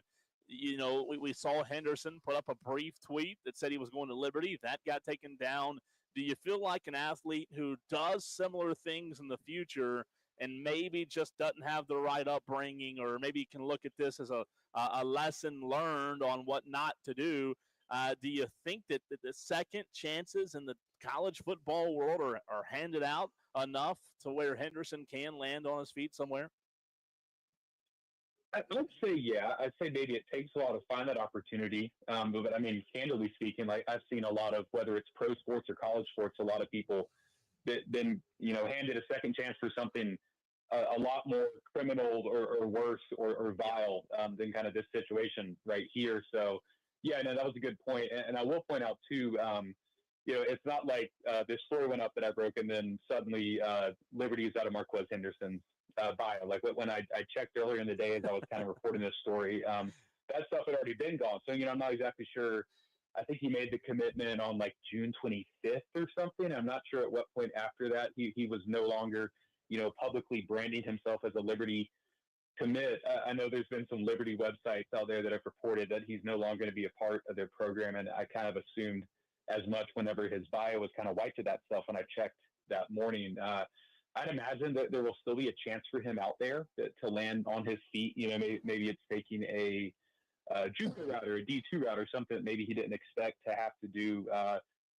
South Carolina, if you remember how it kind of had a discipline situation with 3 players and kind of a gun in a campus dorm incident a few years ago. And I think all those guys, none of them are playing at the Power 5 level right now, but they've all, either had or are still actively pursuing college football opportunities at another level. So I'm sure there's something out there for him, but obviously, and I think Dabo's public comments first time we've been able to ask him about it yesterday kind of made clear, hey, we gave this kid a chance, but just with Clemson and how we do things, this was not going to work out.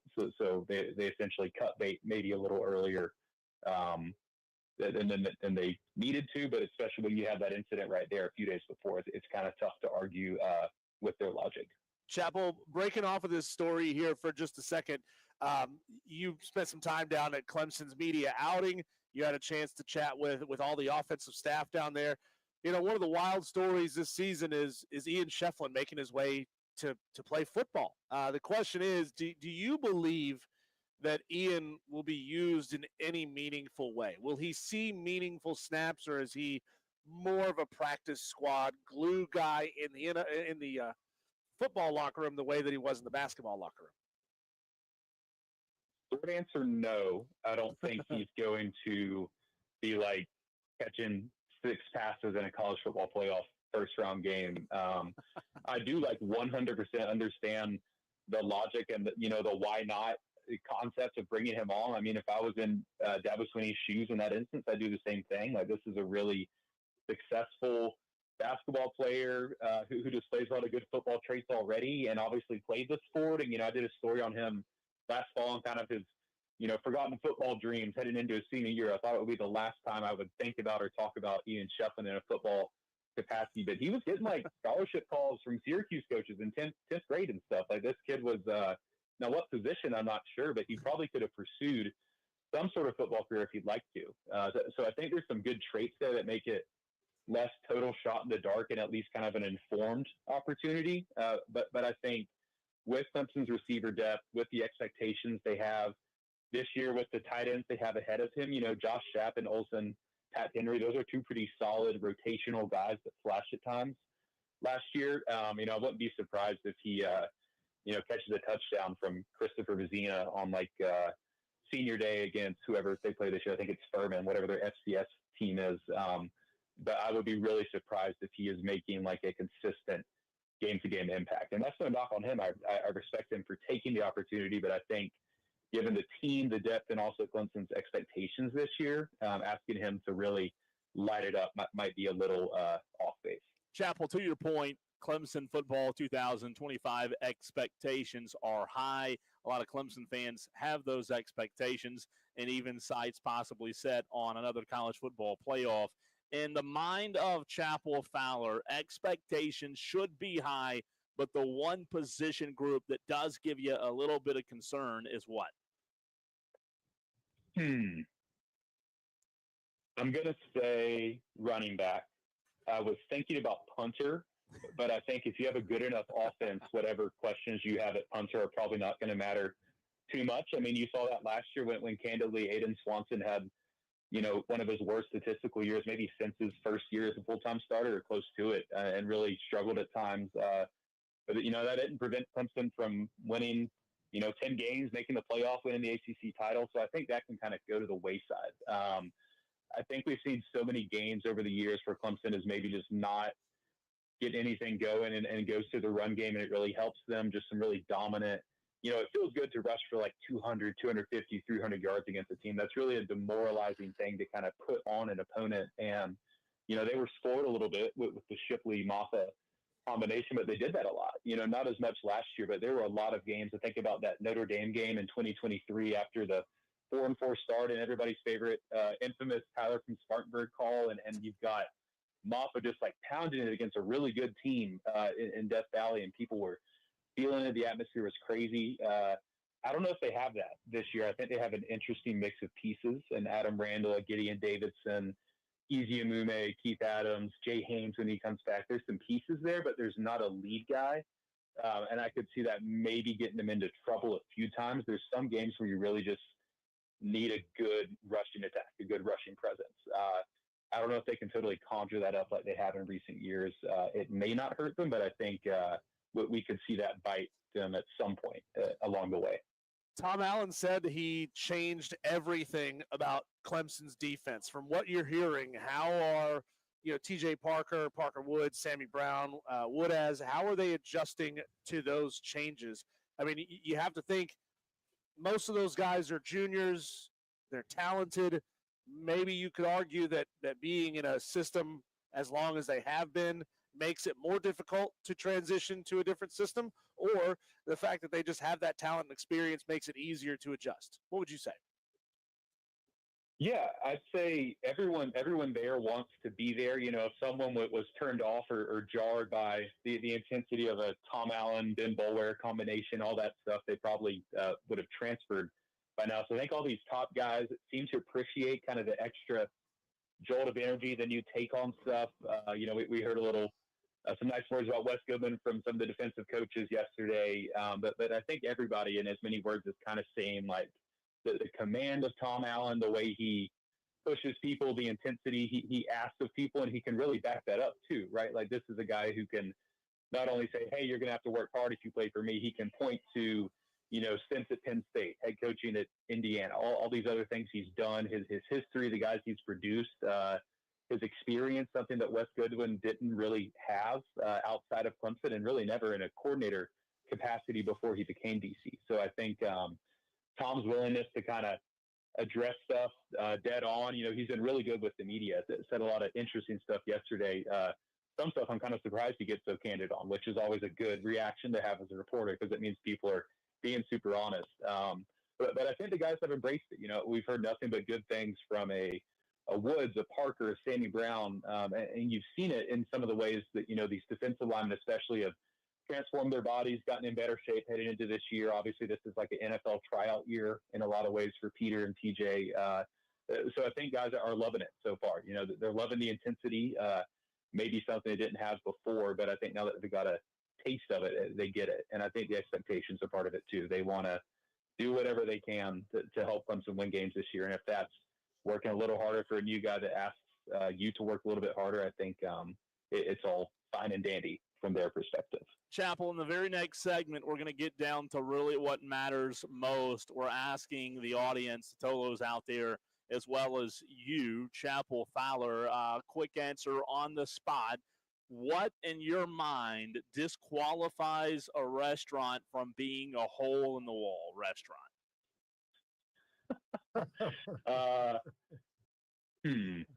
Disqualifies it. If all the reviews are overwhelmingly positive, I think they've got something going on. Someone needs to feel like a cook was rude to them or blah blah blah. I think if you're all 4.5 out of 5, I don't know if I want to go there. I need someone to have like some beef against you, and then I feel like it has that really local legitimacy and charm. Yeah, if a chef didn't throw a knife at you, it's really not a hole in the wall. Chappell, you're the best man. Always appreciate you. Thanks, guys. That's good stuff. We'll continue that. We'll even ask Melissa Level at 5 o'clock that question because I heard a debate about this, Diesel, and I want to ask you and the Tolos a question that needs an answer. I've got an answer already from Lonzo and Rob Brown of the Rob Brown Show, and I ask you, what disqualifies a restaurant from being a hole in the wall? That's next.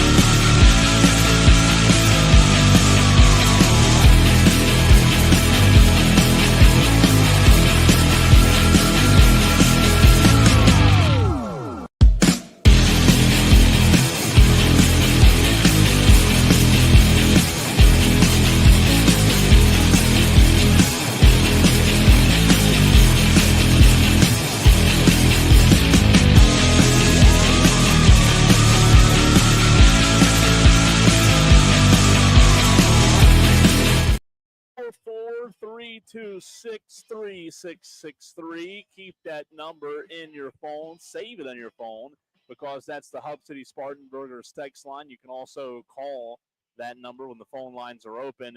We need to hear from you, Tolos, on this. What disqualifies a restaurant, Diesel, from being a hole in the wall? Chapel Fowler of the state newspaper said they have too many good reviews. You know it's probably something sketchy. Lonzo says if it's a franchise and it can't be bigger than a storefront. Rob Brown said if there's too much signage, it needs to feel hidden. Anything less than excellent food. We'll ask Melissa Level in a few minutes as well, Diesel. But in your mind, what disqualifies a restaurant from being considered a hole in the wall? Well, it's not a hole in the wall if it doesn't have an actual hole in the wall, right? You have to have, like you said, you have to have had a little brawl breakout. You have to have had two employees take a swing at each other and dent the drywall somewhere. To me, truly a hole in the wall has to be a small restaurant. I mean, it's one of those places that max capacity is like 30. Like one of those restaurants that only has like 12 tables or so. Yeah. Now that is a hole in the wall. I like that. I like your answers. I don't disagree with them. I would say my answers, I'll give you a couple, Diesel. The lights can't be too bright, right? Like you don't go into a good hole-in-the-wall establishment and there's big, beautiful, bright lights like here at Ingles Markets.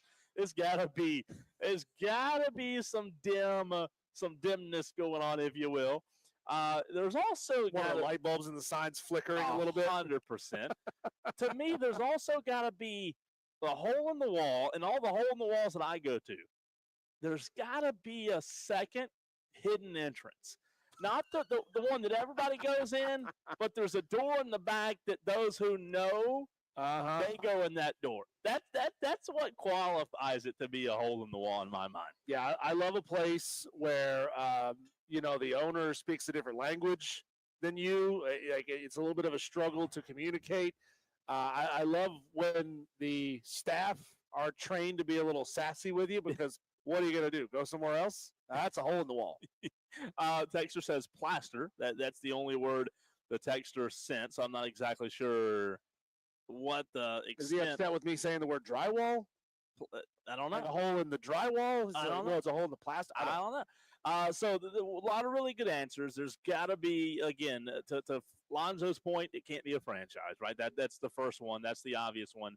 The food has to be exceptional. Usually they sell alcohol, right? Usually they sell really good food. They're known for their alcohol. And let's be honest, sometimes a good hole in the wall doesn't open at the same time every day.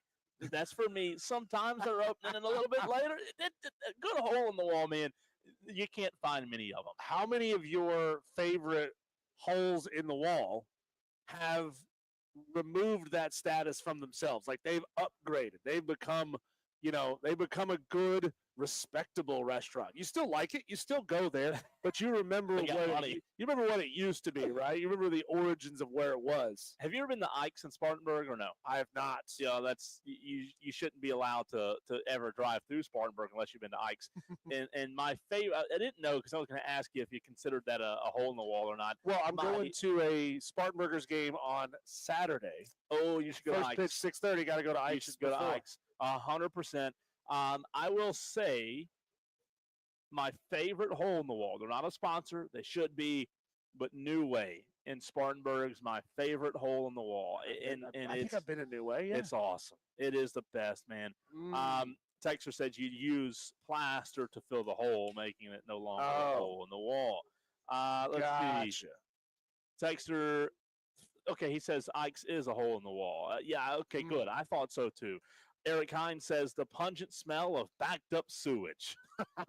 I like that. My favorite hole in the wall that I'm not sure I can consider a hole in the wall anymore, just down the street from the radio station, it's called The Flat. They tried to open, they temporarily did open a second location. Never been. In downtown Spartanburg, but it didn't make it. But the one in Greenville, still going strong. This place is great. See, the reason why I say it's not a hole in the wall anymore, it's got a lot of those hole in the wall things, right? The lights are kind of dim. Yeah. The sign flickered a little bit, but now they're hosting like trivia nights there. Oh, They're wow. hosting music trivia. They're hosting comedy events sometimes there. So I'm sure, I'm like, now that it's on sort of that circuit of trivia, once you get there, I don't think you're a hole in the wall. I think No the doubt. secret is out at that point. Good stuff, Tolos. Good stuff on the holes in the walls. You never know. You never know what you're going to get on this show, man. Texter says, wouldn't a better question be what qualifies as a hole in the wall? Well, I think we just explained that. Dewey says, I love holes in the wall, best bars to go to. I'm surprised that's not where Dewey hides his illicit substances, in a hole in the wall. Let's go ahead and take off to break. When we come back, Melissa Level, Marketing Director of Ingles Market's going to sit down with us, take about 15 minutes, do a little Melissa's moment. That is next.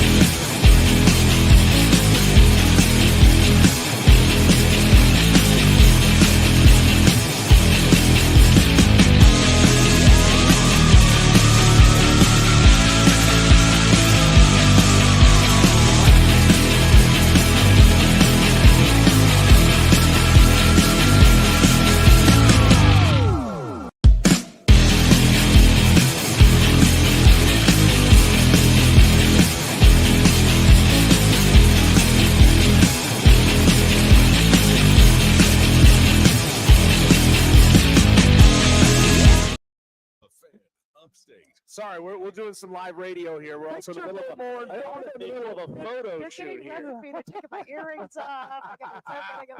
You should see this place. Things are flying everywhere. Welcome into Wire to Wire. It's Diesel and Cole Bryson, and sitting in front of us, the lovely newly married Melissa Level. Welcome to the show. I just want to know, what are we going to make Cole eat today? Last time, German chocolate cake was the last yeah, time. it was olive. Olive. He was grossed out. He was disgusted. Well, you know what haven't you ever tried before? Maybe let's think. Are you? I've tried everything. No, I think I've tried everything. I've tried everything in the whole store. Let's see. We have sushi over there. You like sushi? I do, yeah. Oh, okay, I do. Oh, so you got to get more Yeah. exotic Do than you like sushi. sushi? I love sushi. Okay, well that wasn't fun. Let's get something where he's gonna Without- hate it. yeah. I want it to be like a hey Mikey.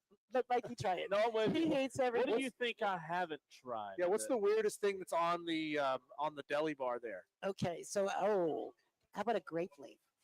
Never had a grape leaf? Grape leaves are so good. Okay. Oh, what is You it? actually It's will dry, like that. like a. It's No, Greek. It's Greek leaf. olives. Not olive oil. Not it doesn't Yeah. taste like an olive. It's It's got like a rice and stuff. It's like an egg roll with a grape leaf around it. yeah. Okay. It's like a Greek egg roll. Okay, that's weird. Rice and That's weird. ground lamb, depending on what's in this Listen, in this you one. just got back from the third world. You probably ate something. It's true. You Look at can her, we probably- eat dirt. Okay, True. so you thought this is gourmet. Okay, we're gonna give Gourmet. you some gourmet. Ingles is gourmet. Everything about Ingles is gourmet. Before we get to the serious questions, Melissa, by the way, Jay, a grape leaf A grape leaf off the salad bar. Yeah, She's I have my runner. getting Jay to work. Go, Jay, go. Most important question in the last segment, I want to ask you, because we asked Tolos and we asked our guest, in Melissa Level's mind, what disqualifies a restaurant from being a hole-in-the-wall restaurant? So what Oh. disqualifies it? Diesel said, what was your answer? It's got to have no actual holes in the wall. Right, right. Like, if there's no holes in the wall, it's not a hole in the wall. I Oh no. I You said can have a mine hole can't in the be wall too that's bright. completely like cement. Okay, because you're like you have a hole in the wall in the basement. needs to feel Okay. hidden. Lights can't be too bright. Our guest said that Can't be on the main road. I like Kinda that. Can't be off on a the main beat. Yeah. That's Yeah. a good one. Yeah, I would think that's a Can't good be one. on Highway 9. Right, yeah. Right. And it's got to be like on 9A. Jay's like, what is a grape leaf? I Jay, don't know. what happened? It's, Oh, no, no, no. It's about that big. It looks on like the an egg salad roll, but bar. it's wrapped in leaves, Yeah, green it's on the leaves. salad bar. Yeah, good Yeah, point. it's on the salad- It's a big It's on leaf. the olive bar. Don't On the come olive back bar. without it. Jay from sales is like, what is happening? What are they making? Because What are we doing? This is a joke. Look, is he on the right side, Melissa? He's got to be at the olive bar. Keep going. There Keep you go. going, Okay, Jay. yeah. Keep going. There you go. Scavenger hunt. Will he make it back by the end? Now of he's the in the second? bakery. Evan, you can help him. I don't know. That'd be much I don't better. know. Evan, do you know what a grape leaf is? I'm good. Melissa, I don't know if you've heard, but the Tampa Bay Buccaneers are bringing back the creamsicle and the Bucko I Bruces love it. for a game this year. How would you pitch to the ownership? Bring it back every game because I love it. The new logo sucks. Well, I have to tell you that I think so many things are going retro these days Mhm. that a lot of people. Well, a lot of people don't realize that we were ever creamsicle and white. Okay, first of all, I mean, most people that since the Bucks were good, here, look, he's got one. All right, since the Bucks have been good, He doesn't want to touch it. He's like, ugh. What He is found this it. thing? They're making me eat that. Diesel said, It's what are we going delicious. to make? you're Is gonna it? like So show it to the stream so they know. It looks like a turd. It does. It does. Can you say that on radio? Oh, you You can. already did. Do people intentionally buy these things? Have you had this, Jay? So the Greek word for it is a dolmatis. Yes. Dolmatis. You It's- looked that up. You're so smart. It's just rice, and I assume probably ground lamb. It wrapped in grape leaves with a little olive oil in it. They're delicious. Come on, And you can't get up your salty air. you have to eat the whole thing. You gotta eat the whole thing. Swallow it. Drink water. Okay. I said you. There is absolutely no saving you. All right. Come on. You know they're actually very good. I mean, They're delicious. they've got they're wonderful. Who Okay. doesn't love Greek Okay. food? Next time, nothing off the olive bar. Okay, we gotta get. That is an olive sister right there. That's an olive sister or big brother. You want the rest of that? No, not if your mouth has been on Yeah. it. Oh, That was the But cafeteria. I will go get some and take them home because I love them. They're do you very good. really? Yeah, Yeah. yeah, they're very popular. That's why we have them. For who? Everybody but you. Evidently so. Most culturally, Yeah. refined people. Okay. I don't know. As I long just as he goes as Chick-fil-A sauce on Chick-fil-A fries. No, that's good too. It's not bad, but like that's actually. it's not Greek food. Yeah, I know. that I was like, Do I they like make good- those fresh in house every They day? make them fresh every day. I love it. In house. Yeah, everything on there is done and blended together. So everything on our salad bar is made fresh, all that stuff. But bring back the orange and white. I'm all for it. Okay, but not the Buccaneer Bruce. You don't like Bucko Bruce? I don't like the knife through The his knife in his mouth. mouth? He looks gay.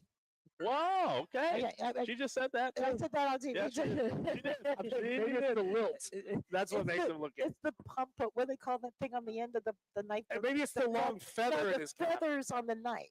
There's something on the Oh. knife. Like on the you go around the thing. and Melissa, it- my friend Mark said I love Ingles chili. yeah, me too. I hadn't had I that. thought that was his Okay, hair. You might like Oh, that. I love chili. Yeah, Loved you it. might like that. Who are we talking about? Bucko Bucko Bruce. Oh, okay. Bucko Bruce, he looks that way because he's winking. Right. He's winking. Yeah, he doesn't. There's something. Who winks in football? There's no winking in football. Yeah, Okay. you're right.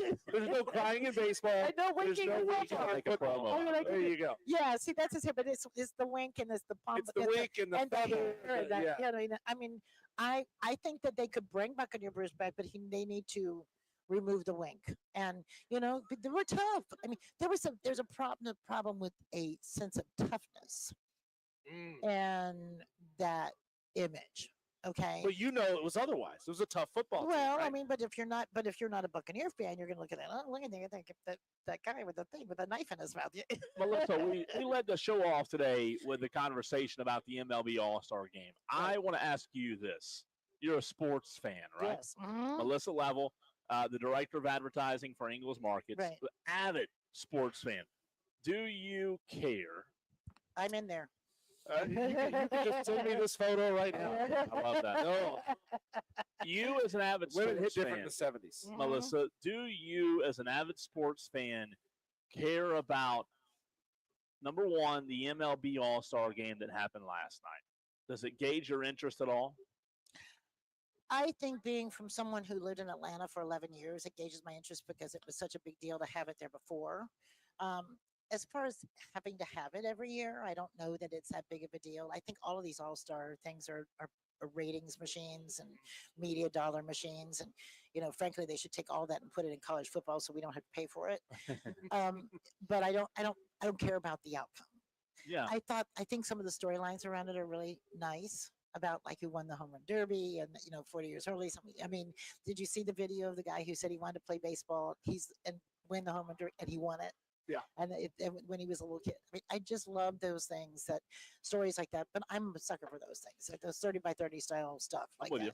But I think when Fox lost its baseball call crew, Joe Buck? right, Yeah. it's never going to be the same. Yeah. Well, It's tough. So, in your mind, Mhm. should they lean into gimmicks to get people to watch an All-Star game, or just I don't think it they is need to it have is one. what it is? Thank I don't know you. that I don't think they need to have one. I Thank mean, you. I think some of the stories are cool. I think you could have, if you're going to do an all-star game, instead of that, why don't you do like a season wrap up where you have all the stories from the season? And I mean, this brings a lot of dollars to the economy. Okay. But so does the World Series. Okay. That should be reserved for the teams that go to the World Series. They should benefit, right? Kind of like the Final Four, you get a lot of income, generates a lot of income, a lot of visits, a lot of views for your city, your town, and your team. But the All-Star game is right in the middle of the season. You haven't really earned it. Yeah. You haven't really earned it. Okay. I don't hate that. Okay, and I do think too that it's pretty political where they put it. Okay, and so I think that sort of does something to me too. So I mean, unless you drew out of a hat, it's going to be in Greer. I don't think you should have people selecting where things go, where money ends up, because then somebody always gets something back for something going. So Right? speaking of of income and revenue and support, we've talked about it on this station multiple times about just how much Ingles does to support high school sports Right. in the upstate and also in Western And our North Saturday Carolina. Scramble show with Cole.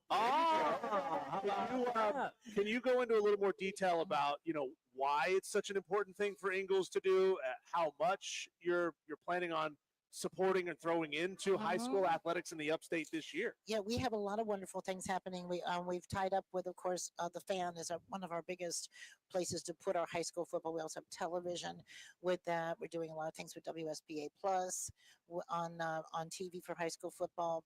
In addition, we have our shows like the Saturday Scramble, and we also have some wrap-up shows, podcast shows coming up for that, and then with some other networks. But we're putting a lot behind it, because high school students, and high school, they're our community, right? I mean, that is the heart of the community, and you never forget your high school days. Friday Night Lights, right? We have television that runs a game of the week. We have radio that runs a game of the week, and we feel that it's just really important to bring that programming. Okay, because that takes dollars to put it on For the sure. air. Okay, and so or to film it or to air it on the radio, to call it. So we we really feel like that's something that stations don't really do enough of. Okay, they'd rather put something prime time on or whatever. Hey, get your local sports. We're running 15 Spartanburger games on television. Okay, I mean, it's because that's Ingles. Local. Ingles can do that. Okay, and the Ingles can bring that, and so not only does it bring that programming, it's an opportunity for people to join us with their brand or with a high school and the feeling. And branding is here in your heart. Okay, it's purpose driven. Okay, and people will go way out of their way to do business or Sure. to trade with someone who has that same link. Yeah. Right. Burns football in 2025 on the Fan Upstate, also brought to you by Ingles Right. Markets. That broadcast, it's really interesting. I Got have the had ACC and the SEC absolutely going right now. SEC Media Days right now. Rob That's Brown's right at, now. sponsored by Ingles Markets. Right. ACC next week. I'm glad you brought that up because I've had this conversation with our boss, Mark, a good bit about local and why Diesel and I do so much local on this show. At the end of the month, we're doing a Greenville County High School football kickoff show and a Spartanburg County High School football kickoff show because, to your It makes point, the point. Yep. if you reach local first and you bring these high school athletes on and you sponsor them, guess what they have? They have parents and grandparents, and the funnel just continues to grow. That's an unnatural side, but to be honest Yeah. with you, I only do business with people that are locally centered. Yeah. You could go anywhere. Like, let's take music, for example, or let's take, Jim Gray. Okay, I could advertise on Jim Gray's show podcast, right? I could do that. It'd be wonderful. Sure. Well, that'd be really terrific. You know what? He could care less about me. Yeah. Okay. Yeah. He's probably never been not bad, not being negative, but he's never been into an Ingles. Sure. Probably doesn't. I work with people that are local. That you're in the community. I'm in the community. We're all here together, and then things happen. We respond to them. When things are exciting, we respond to them. And if we want information, we give it to them. And sports is the way to connect all of that. I mean, a lot of those high school players work in our stores. Yeah. A lot of the cheerleaders, the band members, all of those things. They do have the parents, and obviously sales are important, and those things happen as a natural given. But our mission statement is that we are community driven and local driven. Yeah, and it's great to hear local companies and regional companies like Ingles getting involved. Because I saw a news story the other day that private equity is starting to notice how big a business high school football is. They're calling it a nationwide a $40 billion a year industry. Absolutely. And that scares me when you start hearing private funding coming into sports and getting involved. Not just getting involved, but essentially means taking over and shaping it the way that they want to. But Ingles is doing it the right way. I think I think you'll see a lot of that happening within individual schools. Or probably money will go to the schools that don't need it, okay, or that have the players that look like they're going to end up going to college as a 5-star. Okay, I think they're looking. I think this television is looking to see it. Media money coming in anyway, and part of it is they're looking as that funnel into the new NIL from it. I mean, Arch Manning had his deals before he was a junior in high school. Yeah. I couldn't imagine being a junior in high school. What is that, 17 years old with triple digits in the bank account? I wouldn't know what I think to it's do. a bad idea. Well, how about this? we haven't done this, and we don't know when we're going to see you again. College football season's like a month away. You realize that? Go Knowles. Go Knowles. Let's do this to end our time together today. Are we almost over? No. We you can be We here can for another keep hour and a half if you want to. It's totally up to you. Let's do a win-loss game with Melissa Level, advertising director at Ingles Markets for Florida State in 2025. So basically, we give you the game by game. You say win or loss, okay? And we'll know just how confident you are here, Knowles, in 2025. Are you sure you're ready? Yeah, well, all except for the first one. No. You can't. Okay, but I will give you an answer. I'll give you what I want because I think that will set the tone. Ooh. So, but is this what you want to happen, or is this what you think will happen? I think. Okay. Yeah, I think. You think you would. It's not like what is. I'm not sure. All right, here we go. Diesel, can you keep track? He's already got his look at him. He's got his laptop ready. Do I have to be like do something at the end of the season if I don't get it all right? Yes, but we can't tell you that during the season. You have to pass the bill in order to find out what's in it. Okay. 2025 win-loss game, Florida State edition with Melissa Level, Saturday, August 30th, in just over a month at Doak Campbell Stadium in Tallahassee, Florida. Florida State welcomes in the Alabama Crimson Tide. That's a win. Florida State. That's a Florida State win. And it will set the. Hey, listen, Alabama isn't what Alabama was either, okay? Let me just tell you. And it will set the tone for the remainder of the season. It also set that Alabama fan base on fire if they lose. Oh, man. If you think about the two LSU games that set off the two great seasons we had, okay, they were I finally believe we can win games. Okay. If you look back in the history of Florida State, when Florida State and Bobby Bowden beat Nebraska, they finally believed they could win, right? Okay, so back there when Bobby would play anybody, just play us. You know. Real quick, right? Off topic. What would happen to Caitlin DeBoer and Alabama fans if they lost to Florida State week 1? Well, they'd be pissed. They'd be livid. You see that weird? They would be livid. I need to realize I'm really talking on the radio. I think it's going to be a good game. Yeah. I think there is so much on the line for Norvell. So, All right, I think it's a win for Florida. September 6th, you host East Texas. A&M, by the way. Win, right? Yeah, I think it's a win. Okay. You have a bye week after that. The next week, you host Kent State. I think it's a win. Okay, yeah. 3-0. Then you go to Virginia, who's not really good. I'm going to say win. Okay, 4-0 start. But Virginia's a really great stadium to go to, though. I mean, I have a lot of fan thing. That's definitely a win, though. So Diesel, so far she's got them. Is that 4-0? 4-0. They could be ranked at that point. They could be. I mean, that's not a win. That's not a win. All right. So October 4th, you go 4-0. You host Miami on the 4th. That's a loss. Ooh, think so? Wow, I can't believe you said that. I know. I'm a little bit surprised. Okay, next week you host Pitt. That's a win. Okay.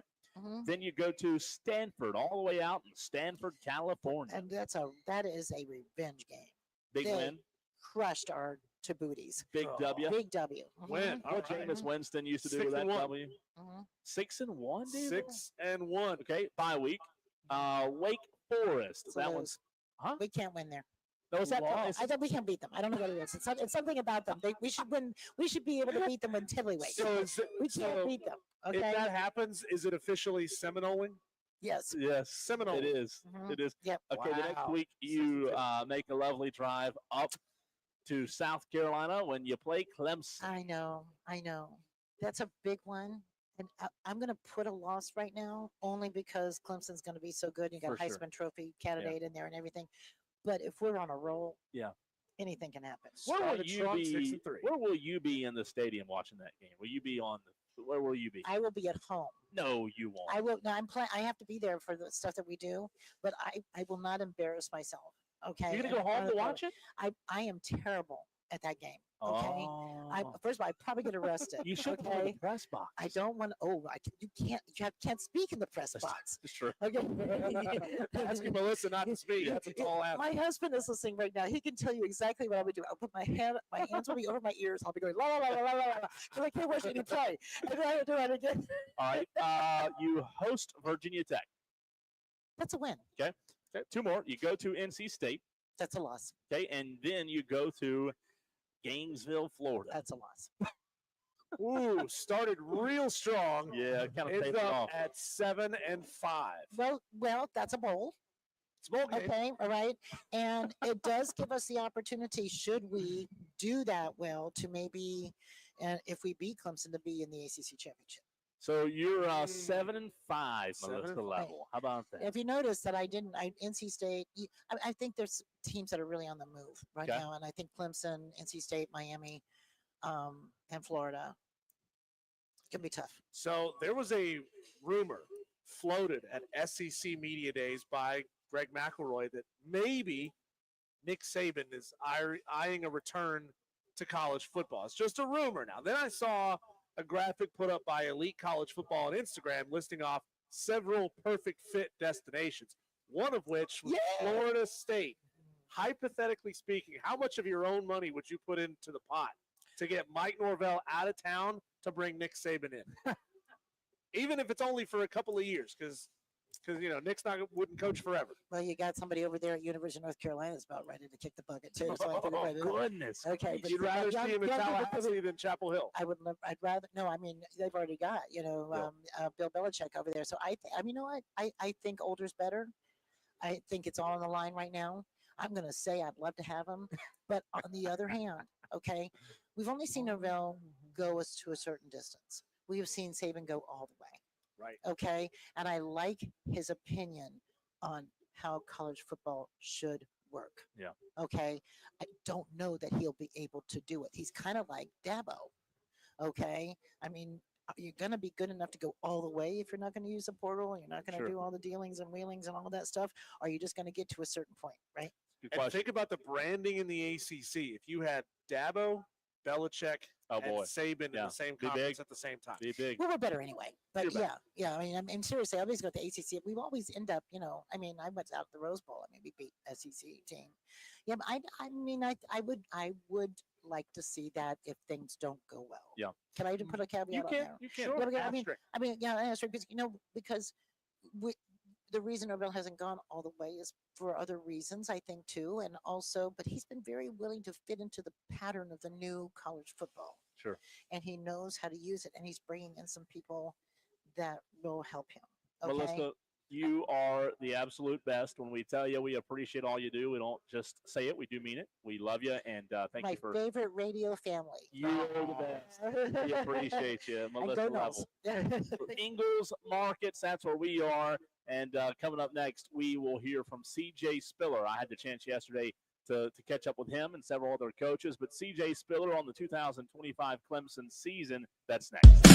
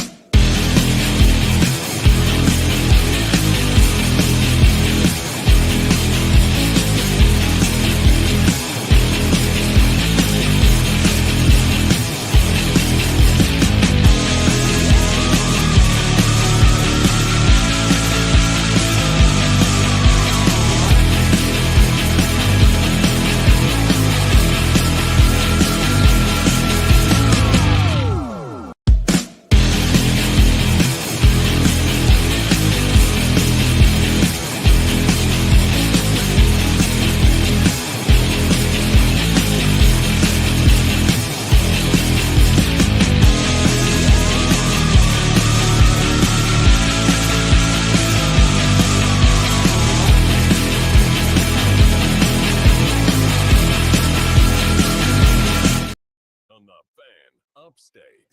Continuing the conversation, Diesel and I, as we are live on Pelzer Highway. It's 410 Pelzer Highway in Easley. We still have a few Ingles gift cards to give away today. So if you are in the Easley area, stop by, grab a gift card. Diesel will give you a hug, and you can see who's taller, you or Evan. That's what we're going to do here at this Ingles location in Easley. So we're getting a little more information on Dewey. Dewey, turns out, could be my neighbor because Dewey lives in the same town as me. Now, there's a guy. Every town's got one of these guys. And Tolos, you could tell me all about your town's this guy. There's a guy who walks up and down Ashmore Bridge Road every day. I see him driving up and down this road every day, who walks up and down the road shirtless. Oh, boy. It's like a middle-aged white dude with a fro who walks up and down the road. I think it might be Dewey. I think that might be Dewey. Wow, how about that? What if it was? It'd be funny. God. It'd be funny, I'll tell you that. We had a chance yesterday to catch up with C.J. Spiller on staff for Clemson. We all know C.J. Spiller needs no introduction, but he talked to the media for several minutes yesterday, and here is that audio. Are y'all good? I'm all good. How y'all doing? Clear. Thanks, man. And I'll keep you updated as you get Still going. And just I'm also hope everybody had a great summer. You know, me and my family, we had an awesome summer. Had a great time going down to my great state of Florida and spending some time with my family down there, and spending some time with my son and nephews, daughter. And so the summer couldn't win any better for the Spiller household, but also excited to get back to the grind that it's going to take to. This just shows you how much like radio is like TV, because like you got to have the image of what the audio is about. For sure. People want to see like the live streams of TV. Get away and spend time with some of your families, because that's the thing that I have learned, over these last 6 years. I can say is that, man, you can't replace family time. And so I was very conscious and very intentional about how I was going to spend my time this summer. So I just encourage y'all, man, just to do the same thing. I mean, I know we all have a huge responsibility to do as far as job-wise, but never substitute that for family time, because those are the memories that you can't get back. And so you want to try to make as many as you possibly can. But glad to see some of y'all faces. It's always great this day is always awesome because you get to talk about football and about your position group and all that stuff. So it's always awesome to be here amongst y'all. So thank y'all for what y'all do. Coach, from the spring game to now, throughout that summer that you talked about, what was the one thing you felt like with your position group that you really wanted to improve on over the summer? Over the summer, I mean, I think as a whole, I think it was just continuity and brotherhood. I mean, obviously, individually, I gave each and one of those guys what they needed to improve on. But as a group, I really wanted this group to really focus in on that brotherhood and cohesion, because we're going to need everybody. I mean, I know that's probably just some words that people say, but I truly believe that, especially at the running back position, because you just never know when it's going to be your time. And the biggest thing that you can't have is you can't have jealousy. That's been my number one thing since Coach Sweeney named me the running back coach, is that if we cannot have jealousy in the room, because I think once jealousy creep in your room, man, it just derails everything else. And so that's always a topic of discussion. But I think the biggest thing for me was just having those guys really spend time with each other and get to know them, because you got to get to know someone to really understand what's their makeup. And so that brotherhood and then just that cohesionness, that was a big topic for us.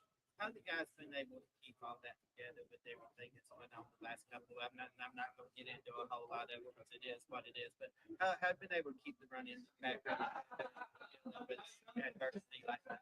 Yeah, I mean, you just talk through those things. You can't shy away from it. You can't act like it's not out there. And so you talk through it and you let them get off the chest, and then you just move on. And the biggest thing that I always tell people, especially in my room, is that, man, we got to have a horse mindset. And I love watching horse racing. If you ever watch them, they always have blinders on. there's a reason that they have the blinders on, so they can't see what's going on the left or the right. They just stay focused straight ahead. And so, we can't control those outside stuff. You got to control the internal stuff, and control what you can control, and then let everything else. I mean, it just happens. And so those guys, they understand that. They're appreciative of that, and they came every day this spring and worked hard, and then they done had a great summer. I haven't had any bad reports of those guys not handling their business. And so all those guys know what it's going to take to be successful individually, and then they know what it's going to take to be successful as a group. And so we just set some goals for the summer. All right, so gotta ask. This is off the record now. Football. Off the record, I got like 100 cameras in front of me. You talk about non-football related. All right, let's get that right. You talk about so CJ Spiller retires. Talk about blinders, horse racing stuff. Or we got a future Kentucky Derby guy in our future right here? For me? Yeah, I think we do. Where I'm from, I'm really in horse country land. Ocala, Florida is like 30 minutes from my hometown. And if any of y'all familiar with Ocala, I mean, that's really where it's horse country. And so when I'm on 75, that's all I see. And so that's one of my bucket lists. I've never been to the Kentucky Derby, but that's a bucket list of mine. And so one of these days, I'm gonna make my way over there to watch it, because I just love it, man. I think it's thrilling, it's exciting. I mean, every year I watch it. If I don't get a chance to go next year, I'm gonna have a theme party at my home. And so, I mean, I just love it, man. You just see those beautiful thoroughbreds just get out there and just go. And it's always that one horse that nobody thought would win. Right? Everybody always, in every sport that you have, you always gonna have favorites. But it's gonna always be that one that nobody really understands, and it's gonna shock everybody. But the people that train that horse and that been with that horse every single day, they have belief. And that's all that horse needs, is just that one person to believe. And that's the same thing in my world, is that, we got a bunch of guys in our room, and, all those guys bring something totally different, but they just need somebody to believe in them. Because, I mean, this is different. This is college football. It's not high school. It's not Pop Warner. It's not middle school. So they just need someone to believe in them. And, that's what I try to really be intentional about, just making sure that I instill belief in those guys. And, and I do different little things to remind them, because sometimes people get lost of who they are. And so we have to do a good job understanding, who you are as a person. Is there one guy in that running back room right now that is starting to break away just a little bit, separate themselves? I mean, they all have done a great job, honestly. I think I wouldn't say they're just out there, running like secretariat right now. I think it's a good horse race right now, and the good thing is that, we're finna get ready to start fall camp, so they're getting ready to walk back up to the stalls, and we're finna get ready to shoot that gun, and we'll see what happens. And so I'm excited about them. Hopefully they, the stuff that I gave them going into the summer, hopefully they've done a great job of working on that stuff and getting better as a player, and we'll see how they run their race. About these guys, players in this season, how to kind of separate some makes a difference of the past season. Say it again. What's something with this group of guys, this group of players that you get to coach, and this upcoming season that's different from past seasons? Well, I mean, I was just talking to Coach Zal about that, and I was talking to a couple of my closest friends. I was like, honestly, this year reminds me so much of 21, right? Because I got here in 20, and it was Travis Etienne for all those years. Then when I took over in 21, it was like, okay, who was going to be that guy? The only experienced guy you really had coming back, honestly, was Lane J. Dixon, right? And then after that, you have Shipley for 3 years, and then Moffitt. And so now this year is kind of very similar to that 21, where it's like, okay, who's going to be that guy? You don't have the Shipleys or the Moffitt, but man, I'm excited about all those guys in the room. They all bring something totally different to the table, and that's appealing to me. And they all hard workers, they all competitors, and they all got to have some toughness. And I think they showed that this spring. But then at the end of the day, man, it just comes down to just. Hey, John, you don't have to worry about uploading anything here. You can't have what I call pillow talk. You can't have any of that stuff going on. And so I think if those guys really gel together and really come together and really have a great appreciation for each and every guy's role, I think we'll have a very successful season. But anytime you have the bickering and the jealousy of, oh, this guy got this many touches, this guy got this many yards, then we're gonna have a tough mountain to climb. But we'll get through it. Coach, you mentioned jealousy a few times. Is that something you learned as a player? Yeah, that's something that I learned as a player. I mean, especially going from where I'm from to coming to college and then going to the NFL, like that's the stuff that I dealt with. And so having those experiences, I'm able to share that knowledge with the guys in the room. And then I was able to, help these guys. And so, but that was the number one thing when I took over, though, honestly, is like, you can't have jealousy, really. I mean, especially in the running back room. I can't speak for everybody else's room, but for the running back room, you cannot have jealousy in there because then it will really derail everything that you're trying to build. And so I always tell those guys, if there's any jealousy, man, let's talk this thing out. Like, and we're going to talk about it as a group. We truly say that we're a brotherhood. Let's be a brotherhood, right? And so those guys, they understand that, so I'm not, saying something that they don't understand. They know that's always a big, big, big topic of discussion when it comes to my room. Now, I missed the first few questions, so my bad if you're repeating something, but with you and Ben having so much influence in this uniform. So whenever it's over, you can come back to me, John, and I'll throw it to the Daily Wires. Yeah, that's what you should do. I mean, you share all your wisdom and the knowledge that you have as a player, that you went through as a player to try to help these guys. And so where I'm was always trying to share those guys my wisdom yesterday at Clemson, and the knowledge and some of the experiences that I went through as a player to try to help them. And hopefully, he's like, everything I say probably ain't cameras gonna stick with them, but hopefully it's one thing that'll stick and help them become a better player. And so I think each and every day I try to do that with my guys. Did you have a moment to reflect on last year, getting inducted in the Ring of Honor, seeing your name up there and staging that moment? Have you taken that in yet, or how's that seem? I think maybe one day I did. Honestly, I mean, it was a great moment. I had a bunch of family and friends in town for it. It's something that it was just one of those goals that I wrote down when I was 6 years old. Honestly, and so to just really see one of those goals come to fruition in life. I mean, it was special, and so that's why I'm a huge believer into goals, and not just goals, but writing down your goals. Because it's one thing to have goals, but it's another thing to write it down. So that way you can see it on a day in and day out basis. All right. And so that's what I try to tell my guys. Okay, what's your goals? And then they'll tell me, I'm like, okay, did you write it down?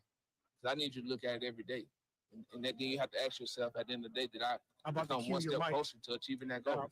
And 30 seconds. That was one of my goals. Not saying that get my name on the stadium. It was just one of my goals. I'm going to throw it to Daily Wires the best ever to play whatever college I went to. Mike will be hot in 10 seconds. One of the best players ever. 20 seconds left. That was a goal that I wrote down at 6 years old. Mike is hot in another one. 3, 2. To really be the best Mike is hot. High school player that came through my hometown at Union County. That was one of my goals. And so to see all those things come to fruition is hot because a lot of people don't get opportunity to live and see those things happen. So for me to be able to do that and share with family and friends is awesome. That, ladies and gentlemen, was C.J. Spiller at Clemson yesterday. But it's time to get caught up on all of the stories in the sports world. Our Daily Wires. That is next.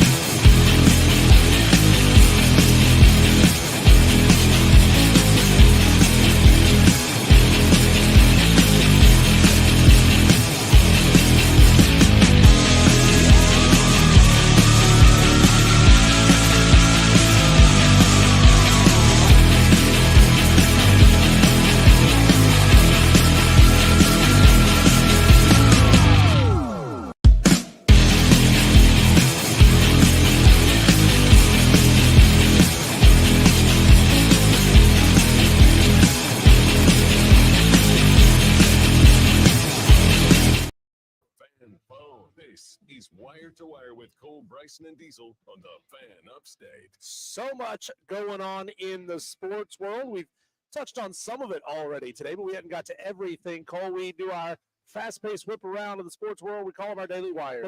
Here's the buzz. Last night, the Major League Baseball All-Star Game went down in muggy Atlanta, 6-6 tie in regulation.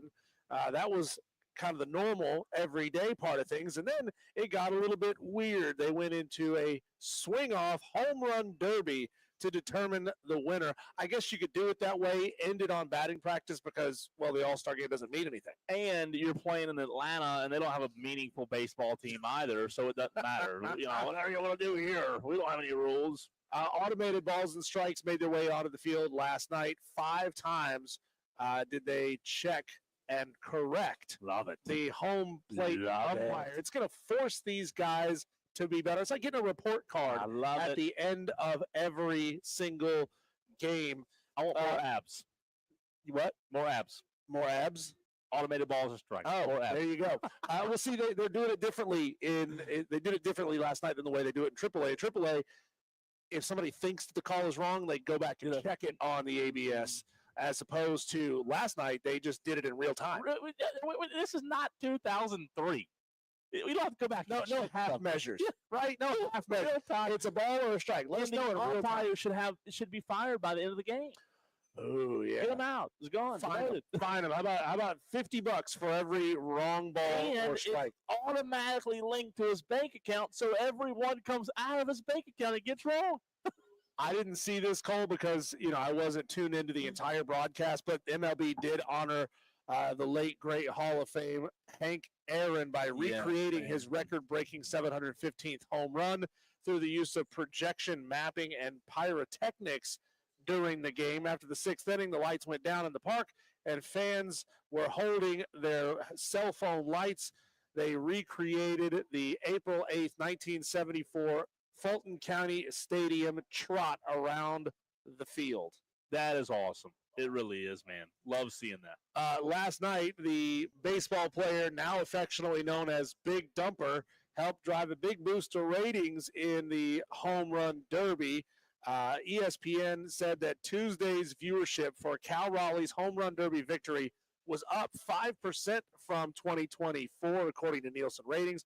Raleigh's win over fellow finalist Junior Camarino of Tampa Bay drew an average audience of 5.7 million viewers, up from 5.4 million viewers last year.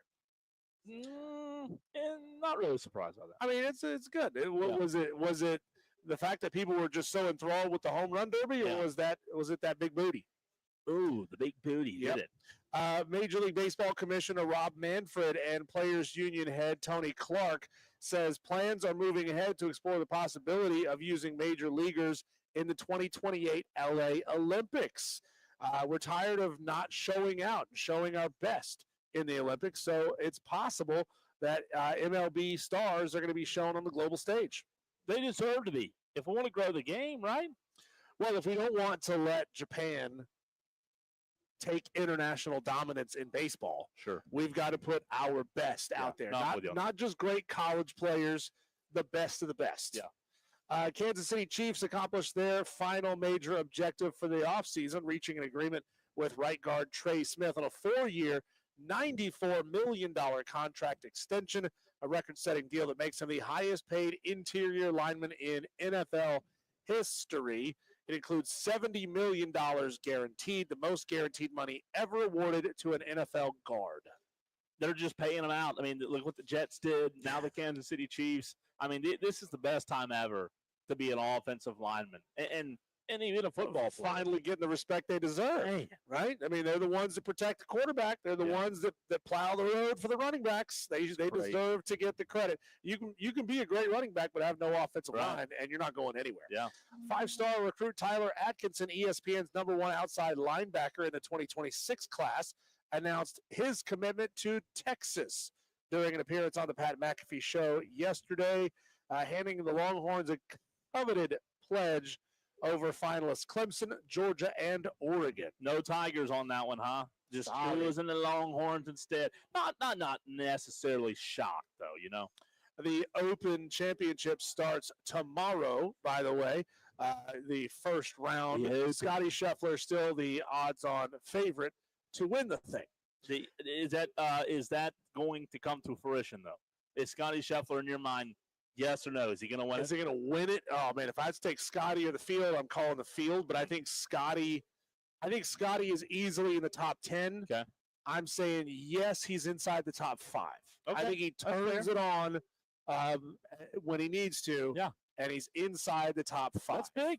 That's big. I like it. A little programming note here for you. Classic Rock 101.1, our sister station, is again carrying Panthers football play-by-play this season, along with Panther Talk every Monday night at 8 o'clock starting on August 4th. That's just a couple of weeks away, man. You like that? Yeah. Is that fireworks? No, it's the Panther. That was way better. Yeah, yours was better. No, not good. Not good. Say that one more time. Oh my God. Is that not how it's a dog in here? What's going on here? Sorry. There you go. Those are your headlines for the day, your daily wires, and a special celebrity guest appearance. Corn Chip is here. Welcome to the show, Corn Chip. What's up, He's man? going to take a Ingles gift card, which means there's only one left, Tolos. If you want it, get your booties over here to the 410 Pelzer Highway Ingles location and snag the final Ingles gift card that we have available to give away. General manager at Clemson yesterday, Jordan Sorrell. So talk to him. I want to dive into this next Diesel. Audio from that, and also what the current landscape of college athletics with a general manager looks like. That's next.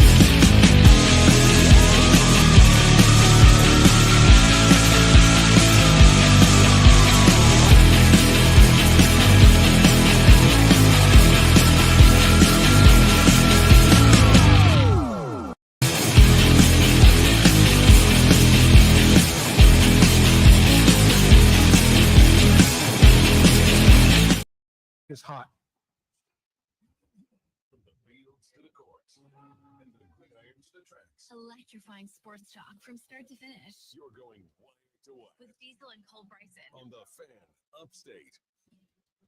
What does a general manager do in college football? What purpose does a general manager serve? I think that's a question that a lot of people out there have asked. I think that's a question that a lot of people are interested in when it comes to Clemson and what possibly could happen with a rev share. And when you look at a general manager, we all know what a general manager looks like at the NFL level, but we don't know what it looks like at the college level. Diesel, let's get into that. Let's get into this new college football landscape with a general manager. But first, let's hear from the general manager of the Clemson Tigers. I got this audio from him yesterday. It is Jordan Sorrells.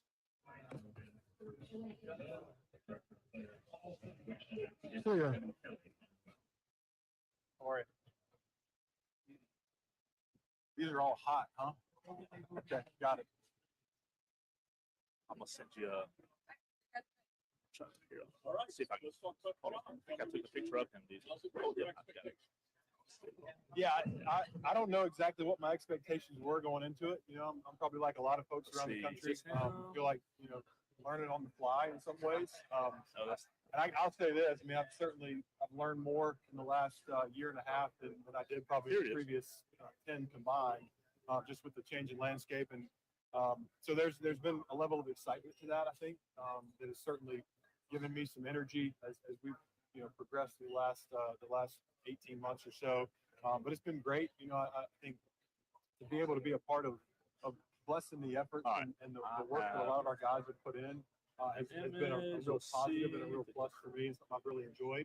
And, you know, the problem-solving aspect of it and trying to piece the puzzle together and give ourselves the best About possible 7.5 minutes left. a really competitive roster together year in and year out is one that I'll keep you updated. I've enjoyed, and, you know, certainly don't take lightly the responsibility of that. But we've got a great team of people, certainly not just me sitting there doing it and trying to work in the silo. Like there's a lot of input and a lot of hands that are working towards the same goal as well. So from that standpoint, it's been a lot of fun.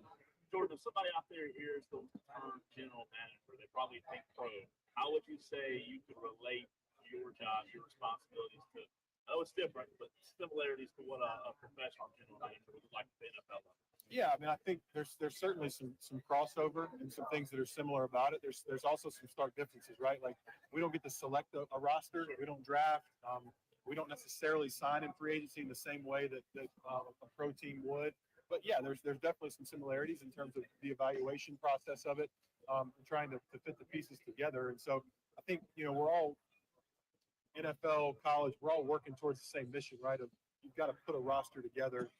And ours is probably, especially at Clemson, we probably have a little bit more of a long-term mindset towards it, right? It's not just a year-to-year thing where you're trying to fill holes in free agency and get every piece in place, and you have contracts expiring, those kind of things. But we've got some similarities there, but, you know, in terms of how we want to do it, it's a retention-first model. That's what we want to do. We want to retain and develop the roster. And so everything that we do is kind of goes through that lens, right? We want to sign the best class that we can sign every year to fill the holes that we know we have from a departure standpoint. And then ultimately, like, hand it over to the coaches and say, hey, here's who we've got. Here's who you guys wanted that we were able to bring in here. Now let's go develop them. Let's go win on the field. So how much say do the coaches have the guys that you are looking at and applying? Yeah, a ton. I mean, it's a collaborative effort all the way. But, you know, at the end of the day, we still have to recruit, right? We don't just get to select. And so from my standpoint, I think the coach's involvement is paramount to success, right? It's because you're still talking about 16, 17-year-old kids who are making decisions about, you know, the next 4 years of their life, which has a tremendous impact long-term on their future. And so the coaches have to be involved in the selection process, the recruiting process, the evaluation process. They've got to be, you know, intimately involved in all of that. It's critical. Oh, yeah. You know, because ultimately their jobs are on the line too, right? And so I don't, I'm not in a situation Especially where, if you we're incorporated selecting one or and telling them two who they're actual they've got here. major league That's much players. more the NFL model. Insert them like they But could again, draft. with the recruiting. Imagine the bananas and where they That'd be fun. firefighters should they play. Let them college and draft the NFL is one or we're two still guys working onto in their relationship rosters, business guys who in terms didn't of otherwise recruiting. make the All-Star team. I think it's been huge for us. It's huge for everybody, right? I mean, it's been, it's changed the game, Like to use your term. The Dodgers against the AL in All-Stars. ways that, if you'd asked me 10, Whoever's got 10 the years best ago, record. 15 years ago when I started in Make college them play football, the other will we ever be league there? All-Stars. I doubt Have it. that be the All-Star That's who game. we There's are, no need and, to to change the have game a full tremendously, All-Star but, game. we're hopeful that we're going to get some clarity and some more regulation, rules, structure. Those are decisions that are made at a really, really high level.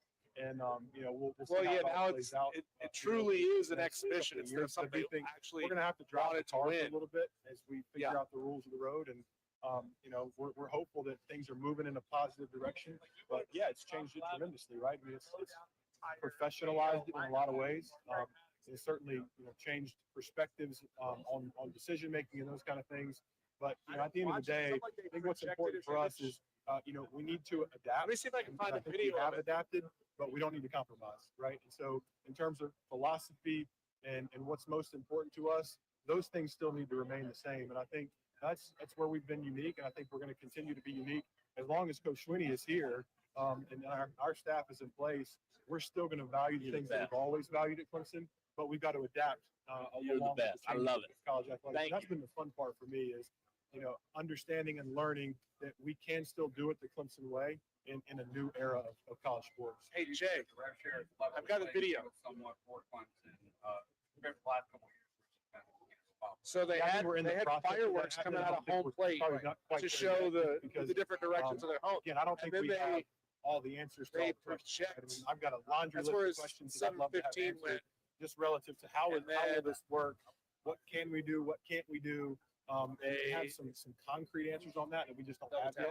But I think we're in the process. Projected it onto the playing onto the field being field leveled, but we're not there yet. with Hank Hopeful Aaron that we'll to, get there, they sooner than projected the later. video of his trot onto the diamond That's cool. to celebrate.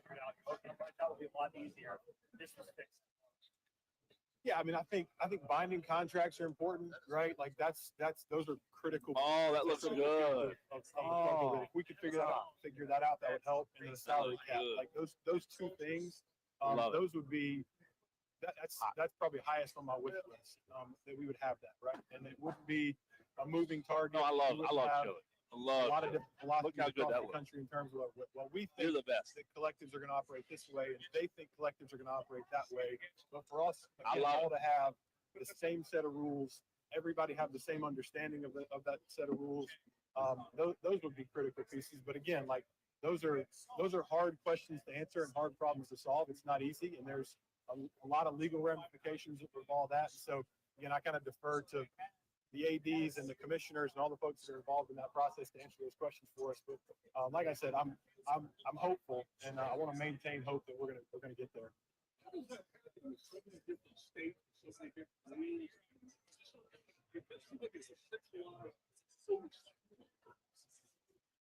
That's not a question for me to answer. How does it happen? Question. I don't know. That's again, I defer to the How much time, powers that John? be on that. 1 minute. Another question for Grant. 1 minute. And Coach Swinney, Yes. But yeah, I'm hopeful that it happens at some point. I can, I'll cue at 30, but I'll start putting the mic up. Yeah, 100%. Like I 30 said, seconds. I'll cue concrete you. rules and structure would help not just me, would help everybody across the landscape to be able to, just again know the rules of the game that you're playing. And I think again, And you're still going to getting there, talk. You're not going to go to a but break we're gonna- after it's this, gonna right? take some time before Okay. we all have a great That's chilly. understanding of how it's working. I mean, we're It's so hot. July 15th. We're Hot we're chili. 2 weeks into the settlement. So I don't usually our get attorneys like, have certainly still got some soups runway. and stuff from grocery store soup bars. 30 seconds. I'm going to put the mic up I got slowly. lots of opinions on a lot of things, but I Mic will think be at the hot end of the day, in again, 5 my seconds. opinions are not necessarily 5, relevant today. 4, I think 3, what we're trying to do is 2. Mic take is our hot. philosophy and continue to be true to who we are, and with whatever rules of the day that we have, we go operate within those rules, and then let the powers that be make those decisions. So that is audio, Tolos and Diesel again. If you just tuned in, from Jordan Sorrells, the general manager of the Clemson Tigers, and there's a lot of conversation to be had following that in the remaining 10 minutes or so of this segment. Tolos, want to hear from you. Phone lines are open. Text line, Hub City Spartanburgers text line open as well at 844-326-3663. Diesel, we all know what the primary responsibility of a college football general manager is compared to a professional general manager, right? And I asked Jordan Sorrells yesterday, I said, what similarities are there between your job and a professional GM's job? He talked about that. You just heard that in that audio. But what's really interesting is with this Clemson general manager and this general manager conversation in general, it seems like the consensus that we all have about a salary cap and about contracts, we're all on the same page with Diesel, because those two things are what Jordan Sorrells, the Clemson football GM, brought up yesterday in terms of what his two priorities are. Not that he can accomplish them, but what he would like to see happen, what he would like to see change. He brought up salary cap, and he brought up contracts as well, something that you and I have talked about a lot. Well, you look at any business, and any business that has general managers, normally their jobs are to keep costs down and to figure out how to best cover everything you need to do on a limited amount of funds. And you may say, well, this is college football. They have a ton of money. Yeah, it's a large pool of money, but it's still limited at some point. Sure. And, how many times, even in the last couple of days, we've had, I think, 2 or 3 mentions of a player in the NFL getting a new contract, and now he's the highest paid player at that position in NFL history. Yeah. When there's a limited pool of money, there's only so far you can go with that. And everybody, when they're playing at Clemson, wants to be paid well. So it's his job to figure out how to best manage that money and say, hey, look, man, you may not get as much here as you get over there, but my job is to make sure that everybody gets something. And I also asked Dabo about that yesterday as well, talking about the cap and talking about contracts in terms of that's what they want, but is it feasible? Is it something that can happen in the near future? Is it something that they see, some guidance, where they could get some guidance? And we had that clip of audio from Dabo yesterday, Diesel, where he said, look, we're not where we want to be, but it's better than it was, right, in terms of direction and what structure is in place in college football with a salary cap and contracts. I don't know that we're that close yet in terms of getting contracts down to these players, but we all know that every program in college football, Diesel, the biggest programs will have the what? They'll have the best guys suited to elevate the program from recruiting strategy to NIL to retention to staff coordination, player evaluation, scouting, all of these things. The list goes on, and just how important retention is. Jordan Sorrells in that audio talked about retention as being one of the things when you talk about the job responsibilities that they have and why this role, Diesel, has grown into such importance over the few years, even in the last 5 years with the chaos in the portal and NIL and top programs like Georgia, Bama, LSU mirroring NFL front offices. I think the arms race, if you will, that we see, Diesel, with college coaches is only going to translate to college GMs. Well, that's also far too much to put all of that on top of all the other regular daily duties, to put all of that stuff on a coach or an athletic director's shoulders.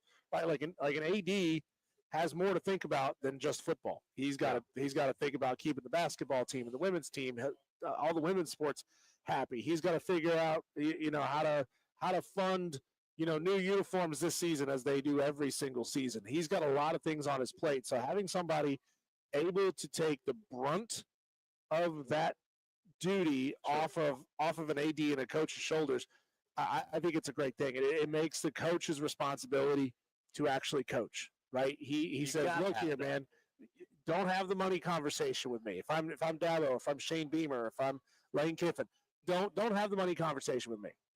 My job is here to coach you up and to develop you as a player. Outside of that, you go talk to Sorrells down the hall. That's right. He's 3 doors down. Go talk to him if you want to get it straight. Once you get it straight, come back to me, and we'll be off to the races, and I'll coach you. And we talked about that like a year or even over a year or so ago, Diesel, with how hard of a job it is that these college coaches have now with this ever-changing landscape and all the responsibilities they have.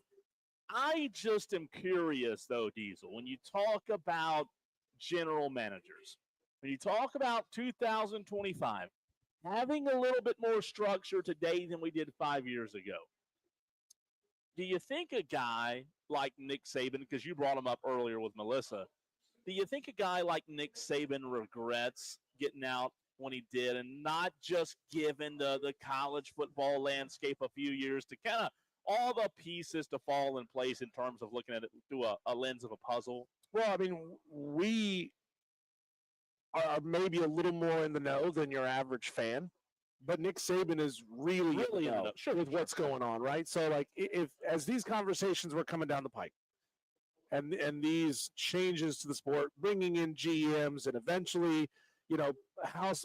Obviously, he didn't know how House versus NCAA was going to go. Yeah, but you know, he maybe had some indications, and maybe the athletic director at Alabama was like, "Hey, Nick, just hold on for like 2 more years. Like, just give me 2 more years.